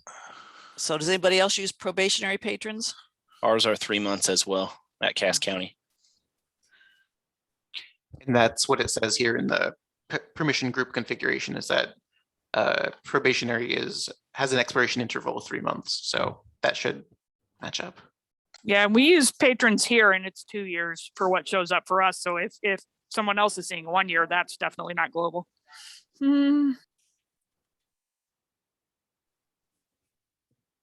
So I don't mind to ask Equinox to confirm that this is a global setting, but that's the feedback I've just received from their help desk. Then ask them, how can Jefferson County and Scenic be both using patrons and having 2 different expiration dates? I shall. Save that as the zinger at the end. When they say, yes, they're global, say, but. Scenic and who? Jefferson County. Okay. I will ask the question. And probably others. Yeah. I shall ask the question. I just checked Polk County. Patron is 1 year for us, so. When they're stumped, just say booyah. All right. I shall ask. Yeah, I'm gonna triple check to make sure I'm not crazy and look at it right now too. And so what Meredith is proposing, because she knows there's other libraries that are using it, we didn't get all of their input, that the CERT committee work on that and bring it forward as a recommendation at our next meeting. And that way we're sure that we're not inadvertently impacting other libraries by making this change. So I will report back to the CERT committee when I find out from Equinox whether or not that's a global setting on expiration date and find out why, if it isn't a global setting, we're getting different behaviors at different libraries. Okay, and I just double checked ours. Ours is doing a year, but we do library cards for 3 years, so we're manually adjusting them. I might have had the 2 years in my head from a Cersei thing in the past, so maybe that is global. So everyone is seeing 1 year from that? I don't need to ask the question, or I do? It's fine. I'll ask. Any other comments or feedback for the CERT committee? No? Okay, well then I'll turn it over to Steve with an update from the reports committee. Hey, this will be my first reports committee this afternoon as the chair of the reports committee. And we're going to continue to focus on finishing up our training materials that we've been working on for the reports to make it a little bit easier for both existing staff and upcoming libraries. We're also going to talk about reaching out to our new libraries on reports about, the reporting module, as we all know, can be a little daunting when you first look at it. So just reaching out to those libraries to know that they'll have help with it and, guide them to our current resources as well. But that's pretty much the gist of what we have scheduled for this reports committee meeting. We're also going to talk about our work meetings. We've had pretty poor turnout on those ever since we've begun them. So we'll talk about those a little bit as well. So that's kind of what we have right now for the reports committee. I was excited to hear that we're going to go forward with the simple reporter. That will be exciting. So, and I will say that if there are any libraries that have staff that work with reports routinely, we could use more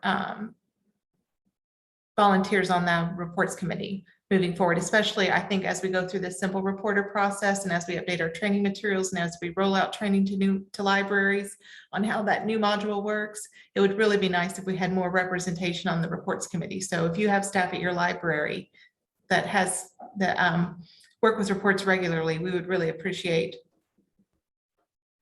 them attending those meetings and assisting with this new project we'll be because some of us have been on the committee since day one and we want a break, so we need more people. Well, and there will be lots of testing with the simple reporter. We're going to need to test that as a membership and give feedback on that simple reporter. So the more hands make less work. So it would be nice to have more representation on that committee. Any other comments or feedbacks for Steve? If not, I'll turn it over to the other Steve on the strategic planning committee, from the strategic planning committee. Mute myself. There we go. Am I unmuted? Okay, yeah. Well, we submitted our strategic plan finally after however many months it was. It was since December we were working on it. I don't know how much recap I want to, Shannon, how much do you want me to go through all this again in terms of how we collected data and things like that? I mean, do you? No, I think that. Okay. I mean, we outline it all in the document. Here's the document. If you read it, it will tell you everything that we did and all our recommendations as a group. And I guess the only issue was that in the strategic plan, we had made a statement just to rile the catalogers. No, that's not the reason we did it, but we had a statement in there because that's my part-time job is riling catalogers, but except for my library's cataloger. But we had a statement in there that basically said that we would never delay or prevent a library from migrating in or delay a migration due to cataloging issues and things like that. So we had a bylaw change. They cited the bylaws and said, well, the bylaws says that, you know, we can do that. And I said, well, we have other recommendations in here that require bylaw changes. These are our recommendations for over the next 3 to 5 years. This isn't all supposed to be done right away. And certainly some of the things in here will require bylaws changes. For example, another item that would require a bylaw change would be that we wanted added to the bylaws to say that on the Missouri Evergreen board, a tiny, a medium size, and a larger library should be represented, at least one person from different size libraries. So in the future, we can't have just a bunch of large library directors or assistant directors on the board. So that's a bylaw change. So we said that we felt like, because it is so, I think, difficult to recruit, we didn't want to put any kind of hindrance on that process in case during the delay, like we just saw at Cedar County, the director leaves or library board members change that library or something happens that would have them bail during that process. And we've had that happen before. I mean, we've had that happen kind of before. Fortunately, it got fixed. But I know that when we originally had, I'm going to drone on about this. We originally had, what library was it? Newton Neosho County signed up to join. They had sent an MOU, and then their director changed, and their board members, some of their changed, and then they bailed. And then fortunately, Carrie Klein rejoined and submitted the MOU again. So that's an example of where if you delay a migration, that if because a library director or board changes, they can bail on the idea. So I was just very afraid of doing anything to delay a migration because of that. And also, you know, with vendor contracts and things, sometimes libraries just have to go now or they're not going to go because they can't be without support or an automation system. So, but we resolved that, I guess. Shannon, well, I guess the my fellow committee members in the strategic planning committee didn't care enough, I don't think, to fight for it. And I don't even know, we didn't even really discuss it, but between Shannon and I guess the cataloging committee, she had suggested that we change the language to basically say that we'll do everything in our power, basically not to delay a migration. However, if we absolutely have to, it's still there, which I guess from an operational standpoint makes sense to at least have that as kind of a backup. Although I, as a board member, will never vote to delay a migration if it comes up to a vote because of all the reasons I just explained. I don't want to jeopardize someone joining and have a director change or something and have them bail after we have them in our clutches and then they leave after a delay. So so that was the only thing that was changed, I guess, by Shannon and by at the cataloging committee's request. And you see Pam Withrow says that was, I didn't even tell the committee about it because we had no control over it really. Ultimately, I knew when we put it in there, it was not going to pass the board approval because I knew the cataloging committee would have some strong objections to that. Nice try, Steve. I think when we put it in there, actually, I mentioned something about, I think I mentioned to our committee that I was like, well, the cataloger is going to lose their mind over this. And as they did, or not lose their mind, but they were riled up for sure. So anyway, it's been changed. I'm sure. I think we said we audibly gasped. Yes, that's what you did. Yes, you did say so. As expected, I guess. So, but it was a valiant effort, I guess, but it did not seem to go. So everything else here, like I said, our recommendations we came up with as we went through all the data, things that we thought were issues, and then how we would solve those issues. And that data is all available on a shared file, which if this plan is approved and released, we would have, I guess, somewhere we need to add on here a link to the shared. And right now the shared drive is only accessible, I think, by the committee and Shannon and stuff. So we have to open it up, and it involves all the survey data from the other consortia around the country. Pam Withrow says it's a research supported document. Yes, we spent a lot of time collecting data, as we mentioned in here. So we did a member survey and we did other surveys like that, which we want to continue doing member surveys every year, as well as some other surveys. We found them to be very valuable information, and as part of our recommendations, we have in here, what do you call it? Surveying new members after they migrate to see how they are after 6 months, migrating all the members every year to see how that's going, surveying, I think, the members to ask them about the new fee structure after a year or two of it being in place. So we have getting lots of feedback from the members as part of these recommendations. So we also, I'm on Colleen's, I call it Colleen's personnel committee. I'm on Colleen's personnel committee. And so we did our best to coordinate.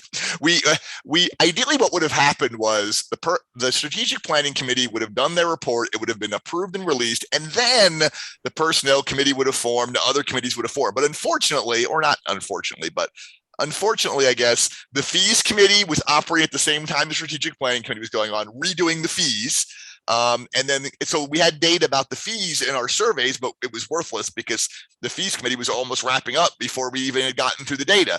And then, of course, the personnel committee was working on talking about positions and things, while paid positions, while we were working on the strategic planning. So we coordinated what was in the strategic plan with what the personnel committee is working on. Fortunately, I was on both because I'm on every committee. And so I was able to just coordinate the information. So we made sure that the strategic plan did not contradict anything that the personnel committee was doing, which is the case.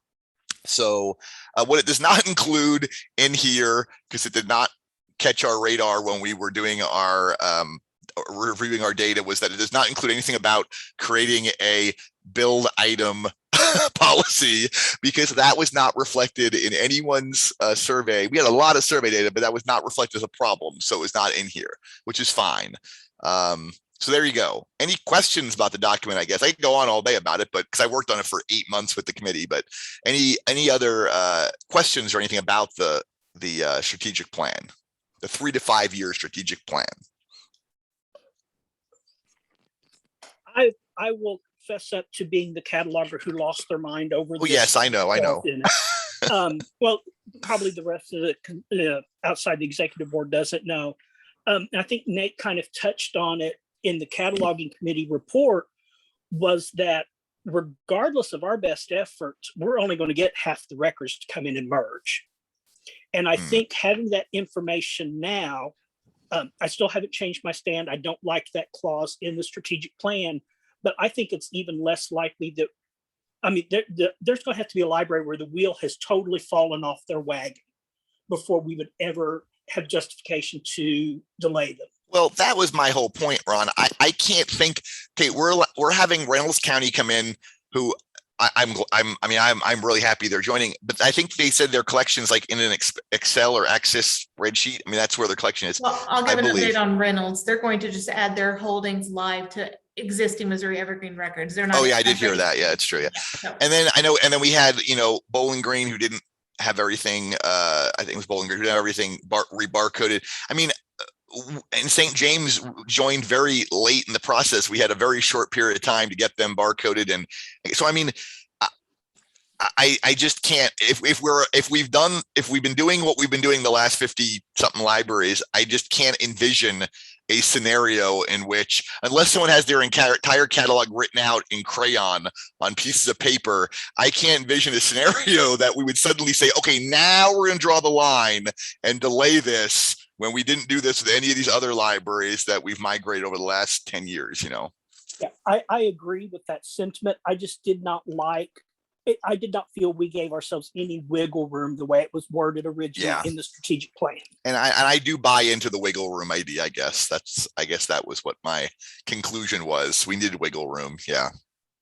And like I said, I really don't see, like you said, unless somebody's got it in crayon and notebook paper, or they've chiseled it on stone tablets.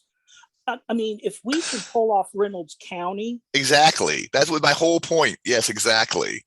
But I think we need to be prepared at some point that we're doing this all on a volunteer basis for Reynolds County, the people that are going to go up and do it. It sounds like it's going to be a load of fun. At some point, are we going to get into, if it happens often enough, people are kind of like, well, I'm really tired of volunteering. Are we going to have to dangle pay in front of people to get it done? We will have some paid people soon, hopefully. And I'm hoping that in the strategic plan, one thing we talk about is that I'm hoping that once the state funds end after a year, depending on how valuable we find the cataloger to be, I'm hoping I think we have the budget to at least maintain a similar cataloging position part-time.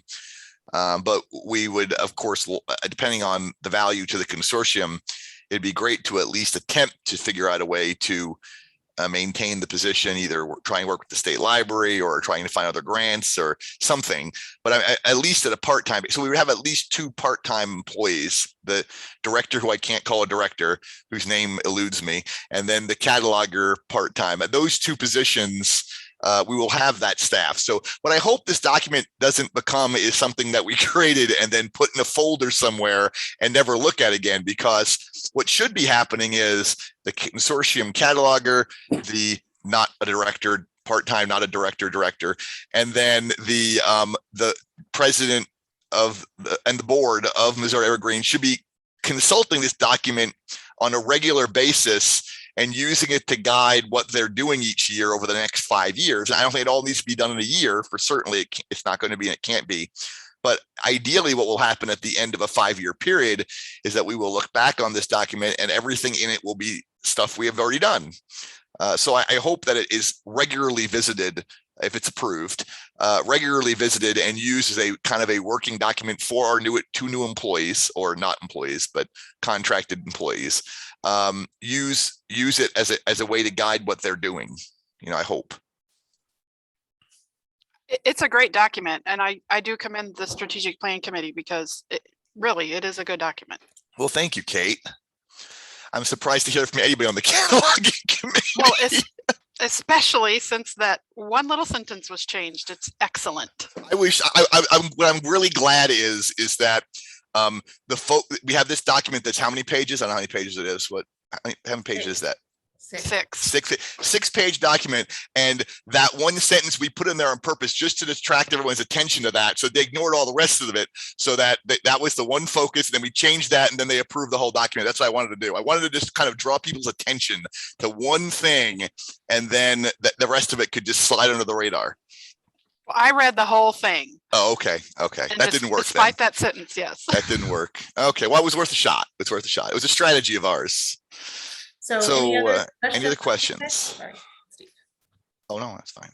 You have to interrupt me. You don't get no one can get to talk besides me then. So what we'd like to do is. A motion to approve? Yes. I can make that motion. It's Terry. Thank you, Terry. We have a second for that motion. I'll second. Sue Lightfoot, Horine. Thank you, Sue.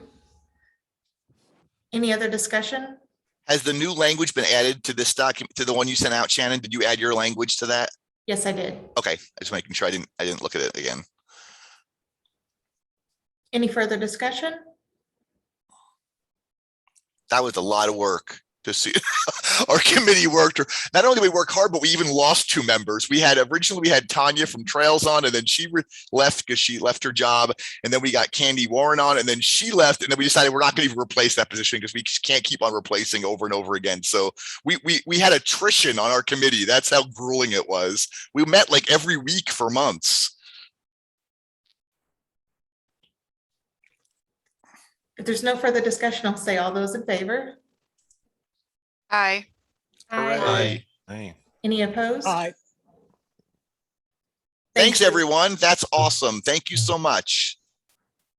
And I'll say that I know the strategic planning committee did meet weekly for months, and they did. Steve would put in his emails that he was a slave driver because of how hard he would push them to collect data. I am. Again, so. Tony Benningfield from Jefferson County even sent me a whip I have at my office, so an actual whip. So yes, we were driving hard the entire 8 months. It was not a pleasure cruise by any means. So I want to say thank you to Steve for heading that up, and also to all those people that served and took time to collect that information so that we can have a solid direction moving forward with Missouri Evergreen. And it really is a great plan. Okay, well then I will ask Leanne if she has an update from the onboarding committee. Okay, there's not too much to really go over. We already discussed earlier in the meeting about the incoming libraries, so I won't go back over that too much. In our most recent meeting, we did kind of discuss creating a migration team guide to kind of give some guidance to the member libraries that are helping out with the migrations, just so they kind of have something to kind of go over as far as what we as Evergreen kind of expects of the migration teams to help out with the migrating. So I'm going to kind of work with those that have currently been on teams and are currently working on them, and kind of gather some information and put together a document to create just a simple guide as far as that goes. And then I know Diane in the meeting also mentioned that there was a library that apparently when they migrated, there was some issues and they didn't get full training. So there was some gaps in sort of their knowledge at the time, and they had reached out to her to help with some more training.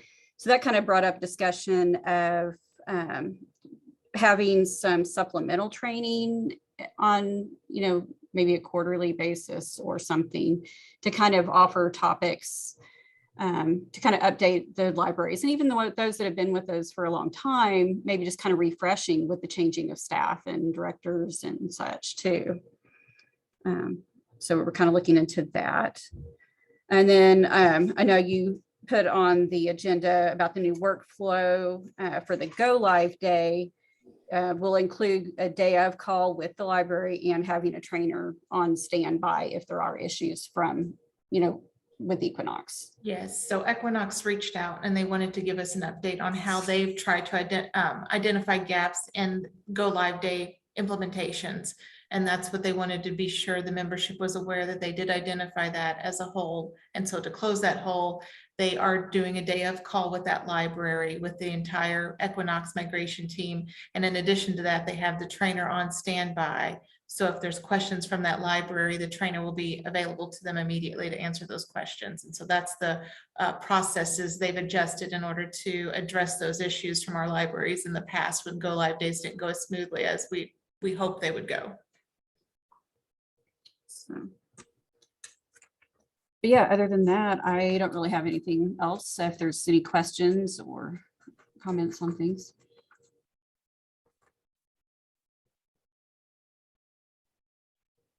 Thank you to all the Missouri Evergreen libraries that are serving as migration teams. That also takes a great deal of work. I think there's weekly phone calls, migration phone calls, and then there's 2 trips on site to the library. And so I just want to say thank you for those libraries that are providing that service to new members. I think it's really impactful and making a difference. If there are no other questions for the onboarding committee, I'll give a quick update from Amigos. Kristen sent a chat that she's had to step out for another meeting. She did say that she wanted to let everyone know that Amigos will be sending out our annual billing in September. They're going to load our new budget into the system since it was passed today. They're still need to work out the process for our new contracted staff members and how they'll invoice and be paid. So that's something we'll be working with Amigos with to hash out. And then finally, they said they have 30 individuals registered for the Missouri Evergreen Users Conference through that. So it's Amigos handles MLA registration. 30 people are registered for the Users Conference. So that's an update from Amigos. And if Robin Westfall is still with us, I will turn it over to her. I am. Wonderful. I am. So Hello. I have just a couple of things. We are getting library automation applications for future members. So we're working on processing the one from Reynolds County. I just know as you're getting new members, we're getting those applications to help them with migration. I'm with you, Colleen. I like this way better.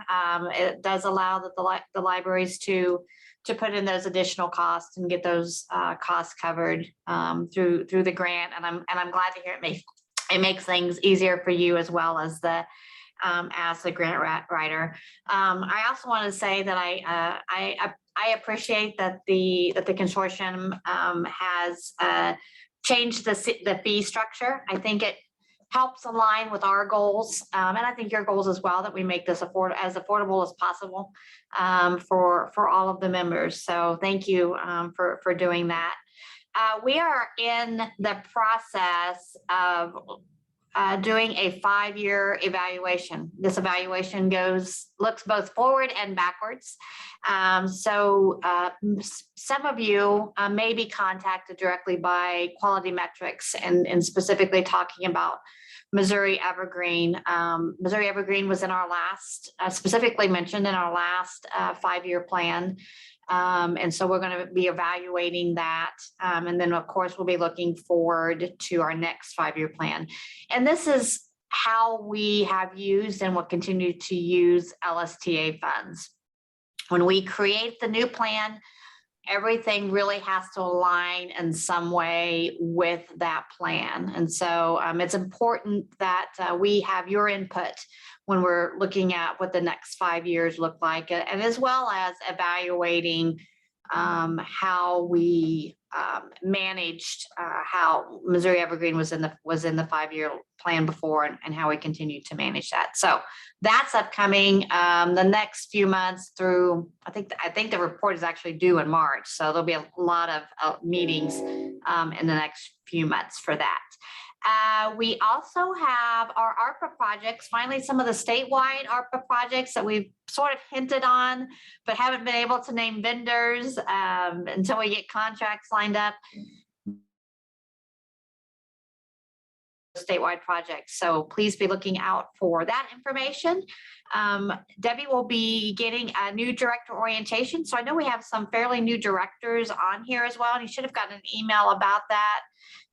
But those will be sessions that we will be having monthly, covering a wide variety of topics. We've done that new director boot camp before, where we've tried to squeeze it in into a short amount of time. It worked, and then have some monthly meetings, weekly, not monthly, weekly, for the new directors, which I think is important, that we provide them with as much information as possible. She's adding the information in chat, January through March on Wednesdays for an hour. And I know, Debbie, you can add this in there as well. And it is a good program, that the Missouri Evergreen is touched upon. So some of those new directors who are in non-Missouri Evergreen libraries, we also want to encourage them to join Missouri Evergreen as well. 5-year evaluation plan, ARPA projects, new director orientation. Debbie, what am I missing? I feel like we have our ongoing regular grant cycles in the, I shouldn't say in the background, they should be in the foreground, and the ARPA projects in the background, but there's just a whole lot going on funding wise for you all and the other libraries across the state. We've What been am I getting missing, quite Debbie? a few questions on when the next technology mini grant call is. That application is expected to open beginning of September, with the applications themselves due mid-October. All right, tech mini grants. Those are some people's favorite grants. There's so much you can get with the tech mini grants. So that will open up at the beginning of next month. Shannon, I think that's all. Wonderful. Thank you, Robin. Any questions for the Missouri State Library or feedback? Okay, well, I have Mala on the agenda today, but I don't know that we have a representative from Mala here in the meeting. So if not, I'll go straight into other matters. And I was asked by the board to put cybersecurity data on the agenda today. It's me again. This is like the Stephen Shannon show, I feel like sometimes. So I had I was I'll tell you the little background on this, and some of you already know because you're on the MPLD email list. But so a little bit ago, we were looking into our insurance broker at my library in my community wanted us to expand our cybersecurity insurance. We have a small amount. And so I emailed the other directors on the MPLD list and said, hey, what kind of cybersecurity you guys have insurance for cybersecurity? And so I got a lot of different answers back, and about 4 libraries sent me their policies with the details, which was awesome. And I appreciate that. And then one library reached out to me by email, one Evergreen member, and said, hey, does Equinox or Evergreen have cybersecurity insurance? Because one of the libraries said, well, we don't need cybersecurity insurance, maybe more than one, because all our data is hosted by our vendor in the cloud or something. I don't know.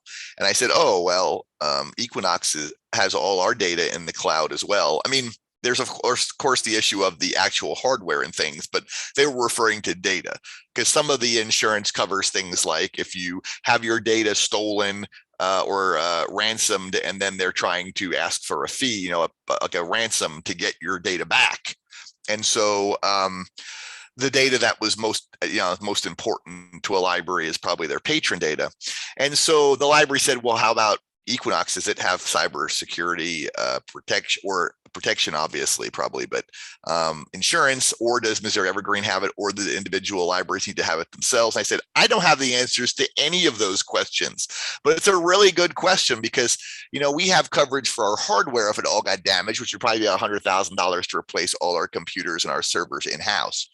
And we have some data here, of course, our financial stuff and everything online, but all of our patron data is, as all of you have your patron data, is all housed by Equinox in the cloud. And I don't know whether I assume it's protected, although I don't know what to degree, but I'm not sure if it was accessed and Equinox was hacked. Do they have cybersecurity insurance on our behalf for our data? Or do we have to have insurance on our data at their, I don't know how that would even work, in their cloud, So there's it was really, this item is on the agenda mainly because I was given questions and then thought of questions and I don't have any answers to any of them. Anybody have any thoughts or comments about this or how we should go about exploring this unless you already have the answers for me? Well, I'm one of the ones who asked Steve about whether Yep. Equinox had the coverage. And, we have had twice now where our employees' data through one of them was an insurance company. Our data was, our staff data was, exposed, and they had to pay for monitoring. And, if we were in a situation where we had to pay for credit monitoring for every one of our patrons, that would be really, really ugly.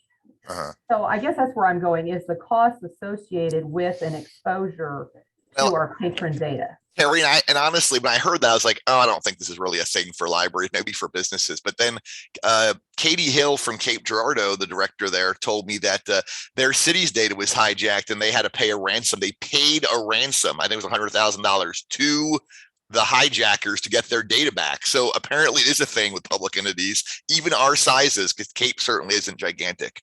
So, I mean, I don't know if Equinox has this or not. I think I should ask Equinox what coverage they do provide and have it provided in writing that I can share with the membership. And then after that, we can discuss if we feel like we need to add additional coverage after we see what coverage they provide. I mean, we don't have any hardware or anything like that. If they have coverage on our data, I think we're probably good. If they don't, and they're expecting either the member libraries or Evergreen to have that coverage ourselves, then yeah, we need to probably look into it for sure. Right. So let me ask Equinox what coverage they offer to their customers.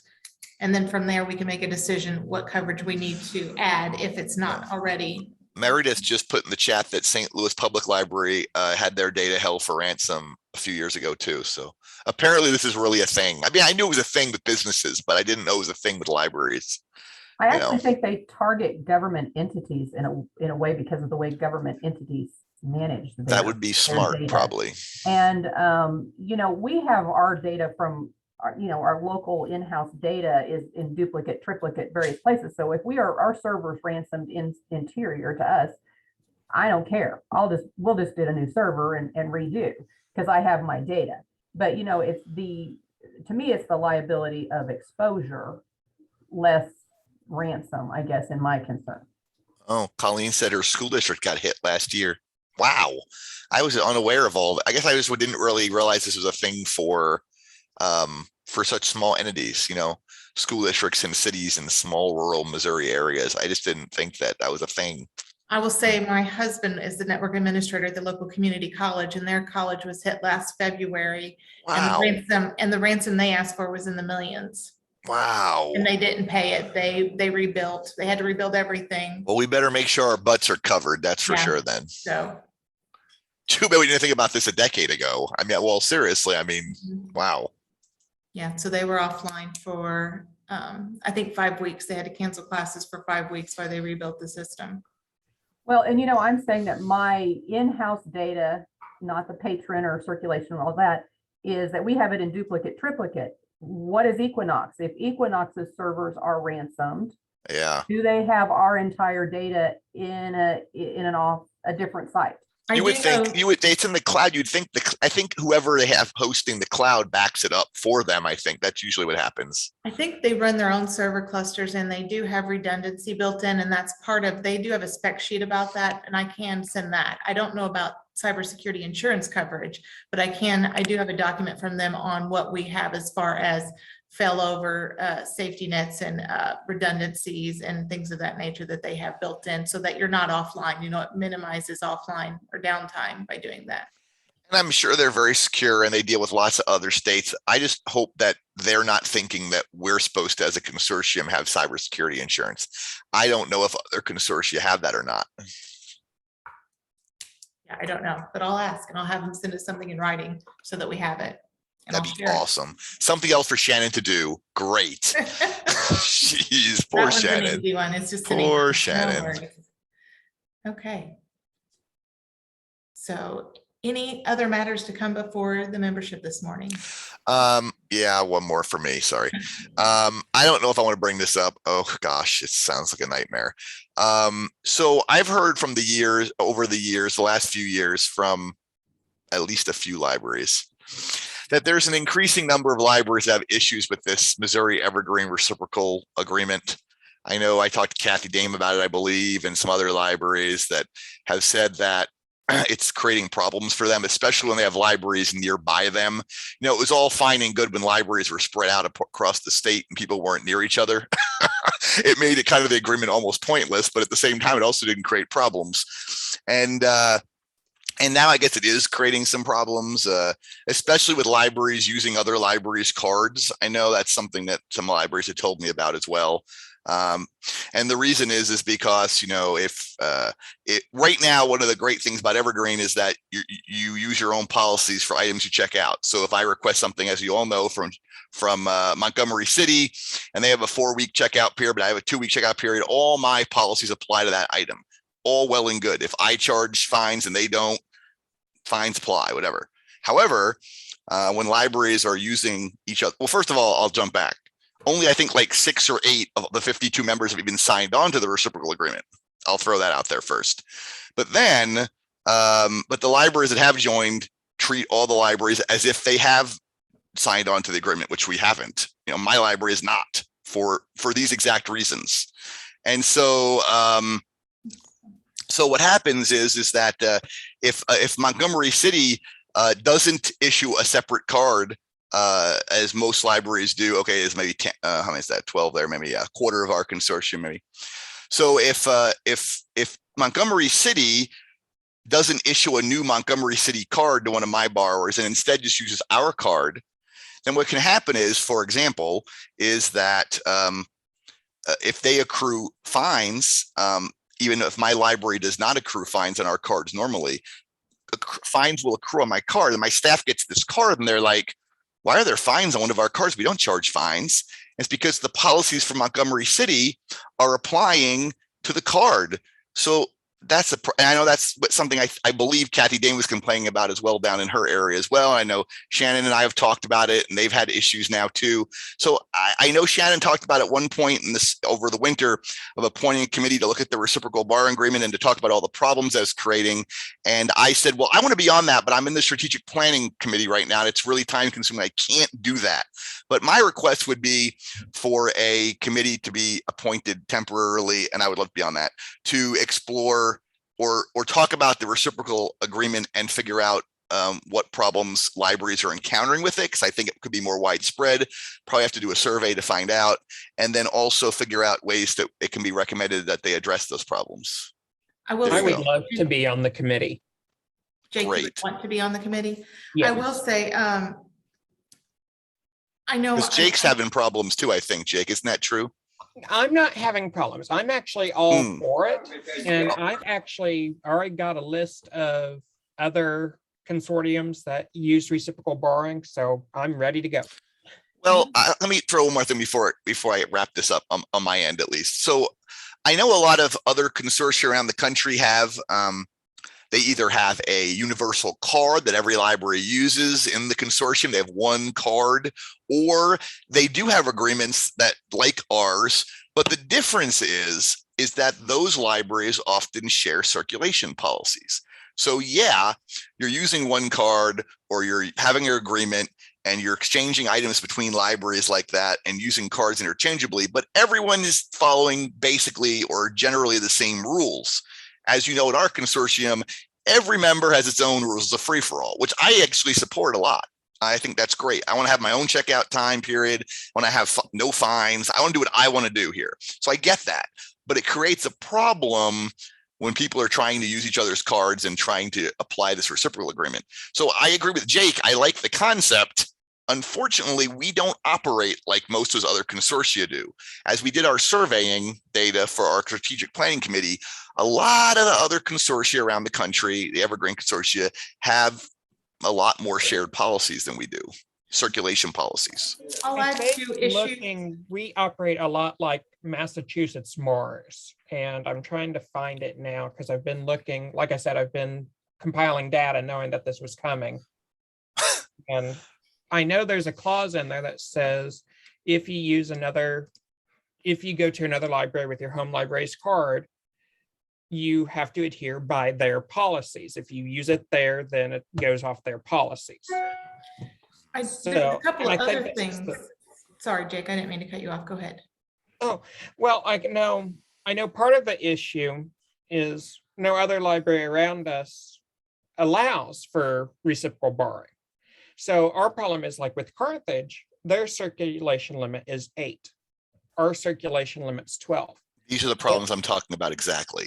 Yeah, their patrons come to us, well, then they're allowed to check out the 12 items. Yes, Okay, exactly. Well, is what I've had to explain to their patrons that have used us is you can't now go to Carthage and check out your 8 items. Your card's already maxed out there. Yeah. So, they have to return, I said, you've got to pick one or the other. You can't have it both ways. What they do is people play the system to their advantage and they use the card they want to use in order to get the longer checkout period or fines or no fines or whatever. They're gonna game the system. That's part of the problem. Well, This is Meredith from Jefferson County Library. There are a hefty chunk of people that use the system as intended as well too. So Yeah. if we do this committee, I'd like to be a Sure. voice on that as well too. Yeah. In some of the discussions we had as well, we're possibly seeing if Equinox could configure it so the permission groups or the CERC permissions could follow the user based on their home library wherever they actually went, and then that would address some of those concerns as well too. But I get that there's negatives out there and there are issues that we can address, but there are success stories as well. Well, there's success stories, but see, the whole thing is that I, as a library, I can't not join this. Like, that's the part that gets me the most angry about it. We didn't approve this as a consortium. Individual libraries decided to join this reciprocal borrowing agreement, and my library is not part of it. And yet other libraries treat us like we are. I don't want to be but part we of didn't it. make this up. It's a Missouri Evergreen reciprocal agreement that existed before we joined the organization. Sure, exactly. No, I'm not It's saying. not like they went rogue or anything. It's an Evergreen sanctioned reciprocal agreement. Well, and that's why I want to revisit it, because it's not fair that all the libraries, which are 3/4 of libraries that haven't signed on to this, it's applying to them. I don't want it to apply to me. I Let think me that's just an ask them Equinox issue, and we need to tighten some permissions and some settings through Equinox is what I'm thinking. That's my guess, because when it was established, what I thought Mobius stated when it was established, that if your library didn't sign on to it, your library wouldn't be, we couldn't do that. Like, they couldn't use. your Yeah, library card. that was what we were That was- told. That was what we Right, originally were right. told. Yes. So I'm wondering if there's some cleanup in the settings and the configurations that need to be made by Equinox to tighten those settings up so that can't happen by those libraries that haven't signed on to be reciprocal borrowing libraries. That's my guess. Yeah, and Blake with Mobius did say that it was a line by line coding situation when we talked about this before, and Equinox having larger resources may have better capability of handling the I project. don't mean to turn this into a discussion as if we're private businesses competing against each other, but frankly, I think I should have the right to tell another library they can't use our library cards. They're our property. We buy those cards. I don't want another library using our card. Okay, here's my only thing, and I may get yelled at for this, but here's my logic. Our patrons want to place a book on hold. We don't have it, or say, okay, since we're just using this example, Carthage doesn't have it, we do. They don't want to wait for it to be sent from Carthage to or they don't want it. Blah, blah, blah. This is getting confusing now. They don't want it to be sent from Web City to Carthage, because even though we're right next door, some things take weeks to get there. So their patrons, since we're reciprocal borrowing, they come here and just grab it off of our shelves. What's the difference from them just grabbing that item and then waiting for it to be shipped, besides the fact that it moves quicker? Right, if we're able to resolve it with Equinox so that the permissions of their home library, if that's the issue, are the same, where it would check out based on the periods of their home library, that's the same. We have the same issue here. We have libraries that are 30 minutes down the road. And why does that person have to wait 2 weeks for the book if they're physically standing in front of me with the book with a card that will work in Evergreen? Why am I sending them away? I still think a library should have the right to say whether or not other libraries use their cards or not. I mean, that's just where I stand on that. And in my opinion, it's my library's property. And if I don't want another library using our cards, I don't think they should use our cards. And most reciprocal agreements that we've signed with other libraries, I've signed reciprocal agreements with St. Louis County, with St. Charles City County, Washington County Library. Right, Crawford but they're County. not on the same ILS with Yes, you. but they all say you don't use the library's card, even if you can, which you could in theory. A card's a card, but no, you have Right, to but they're issue a not on the separate same card. ILS. I can see your people. I can see if they're blocked. I can see all of their statuses. And Evergreen practices are not to create duplicate cards for people in the system. If somebody moves from one place to another, they're supposed to get their original card deleted, which doesn't happen all the time. And That was never something approved by the board. That was never something that's been said that we want to do, that we don't want duplicate cards. There's always been duplicate cards in our system. Okay, seems that's so what we were told counterintuitive. day one when we came in the system, we were told that, and I think it's somewhere in the circulation stuff. And I can. If we want to have a universal card for the consortium, we need to have universal policies then. I don't think anyone's willing to sign on to that. It seems so counterintuitive to what you usually say, Steve, about, not wanting to, stop sharing between anyone. This just seems like another avenue of sharing. Well, it's sharing if I sign on to share it. You did sign on to share it. You're in Missouri Evergreen. My library has never signed on to the reciprocal borrowing agreement. We didn't like it for the reasons that we have, the problems that I've been outlining here because today. of your card? No, because of the problems. Regional Library wrote it. It's got Diane's name on it. We were part of the creation of it, but then we didn't sign on to it because I have problems with it because, as I explained, when it came, the final document came to fruition, we did not want to sign on to it because of the fact that the policies apply differently. We have people that have different loan periods, different, we have fines on our cards that we don't even charge fines. It confuses our staff. It's not right that we shouldn't get to control what happens to our cards. I agree with Steve. It's not right that a library shouldn't have the right to control what happens with their cards. Thank you, Shannon. There's other things here that I think we need to address too. I'll give an example of something that happened at our library. A library called and said, and this wasn't reciprocal, but it still, I think, weighs in on the conversation or contributes to the conversation. They called to say a patron called and they had a bill and they said they were at a new library system and they wanted to get a card, but that library wouldn't issue them one until they paid the bill with our library. So she paid it over the phone. I took her bill or whatever. At the end of the day, when we ran our cash report to close out our cash drawer, the money that I had taken in for her bill didn't show up on our report. And when I investigated that it was Mobius at the time, the new library had taken that account and turned it into their library card. And so it didn't show up on our cash report anymore. It now showed up on that librari's cash report. So now my cash Exactly. report, yeah. Exactly. So there are lots of back end things too here. I'm not even sure how it handles checkouts and stats. Yeah, Shannon, how recently was that? Because I don't think we can edit in other libraries' cards anymore. We haven't been able to. It's been a while back, Meredith. So, okay, I believe yeah. there's a restriction in place now that you can't touch the library card account of another place beyond calling the other library and asking them to make the adjustments that are needed for whatever. But we create new cards for people that move, but we have them reconciled. They're set up with the old one. Right. So I do. And I'm hearing a lot of individual, this scenario, this happened once, this happened once. But my thing is always the justification of how much work it is for how many people it's affecting. And it seems to be more positive for more patrons than it is negative. It's like, I also don't think this is a conversation about stopping it. I think this is a conversation about revisiting it and tightening up rules, right? No one wants to stop reciprocal borrowing. We just want to make sure it's working well. Just create a new account then. Yes. Instead of using that library, we took that account back over and that library issued a new one and it fixed our cash report issue. I think what I'm saying is that there's some education or some training things that need to happen here, and there's some tightening of rules. So if Steve hasn't signed on, really Scenic's card shouldn't work at another library. The system should be set so that his card doesn't work. If he hasn't signed on to or Scenic hasn't signed on to that agreement.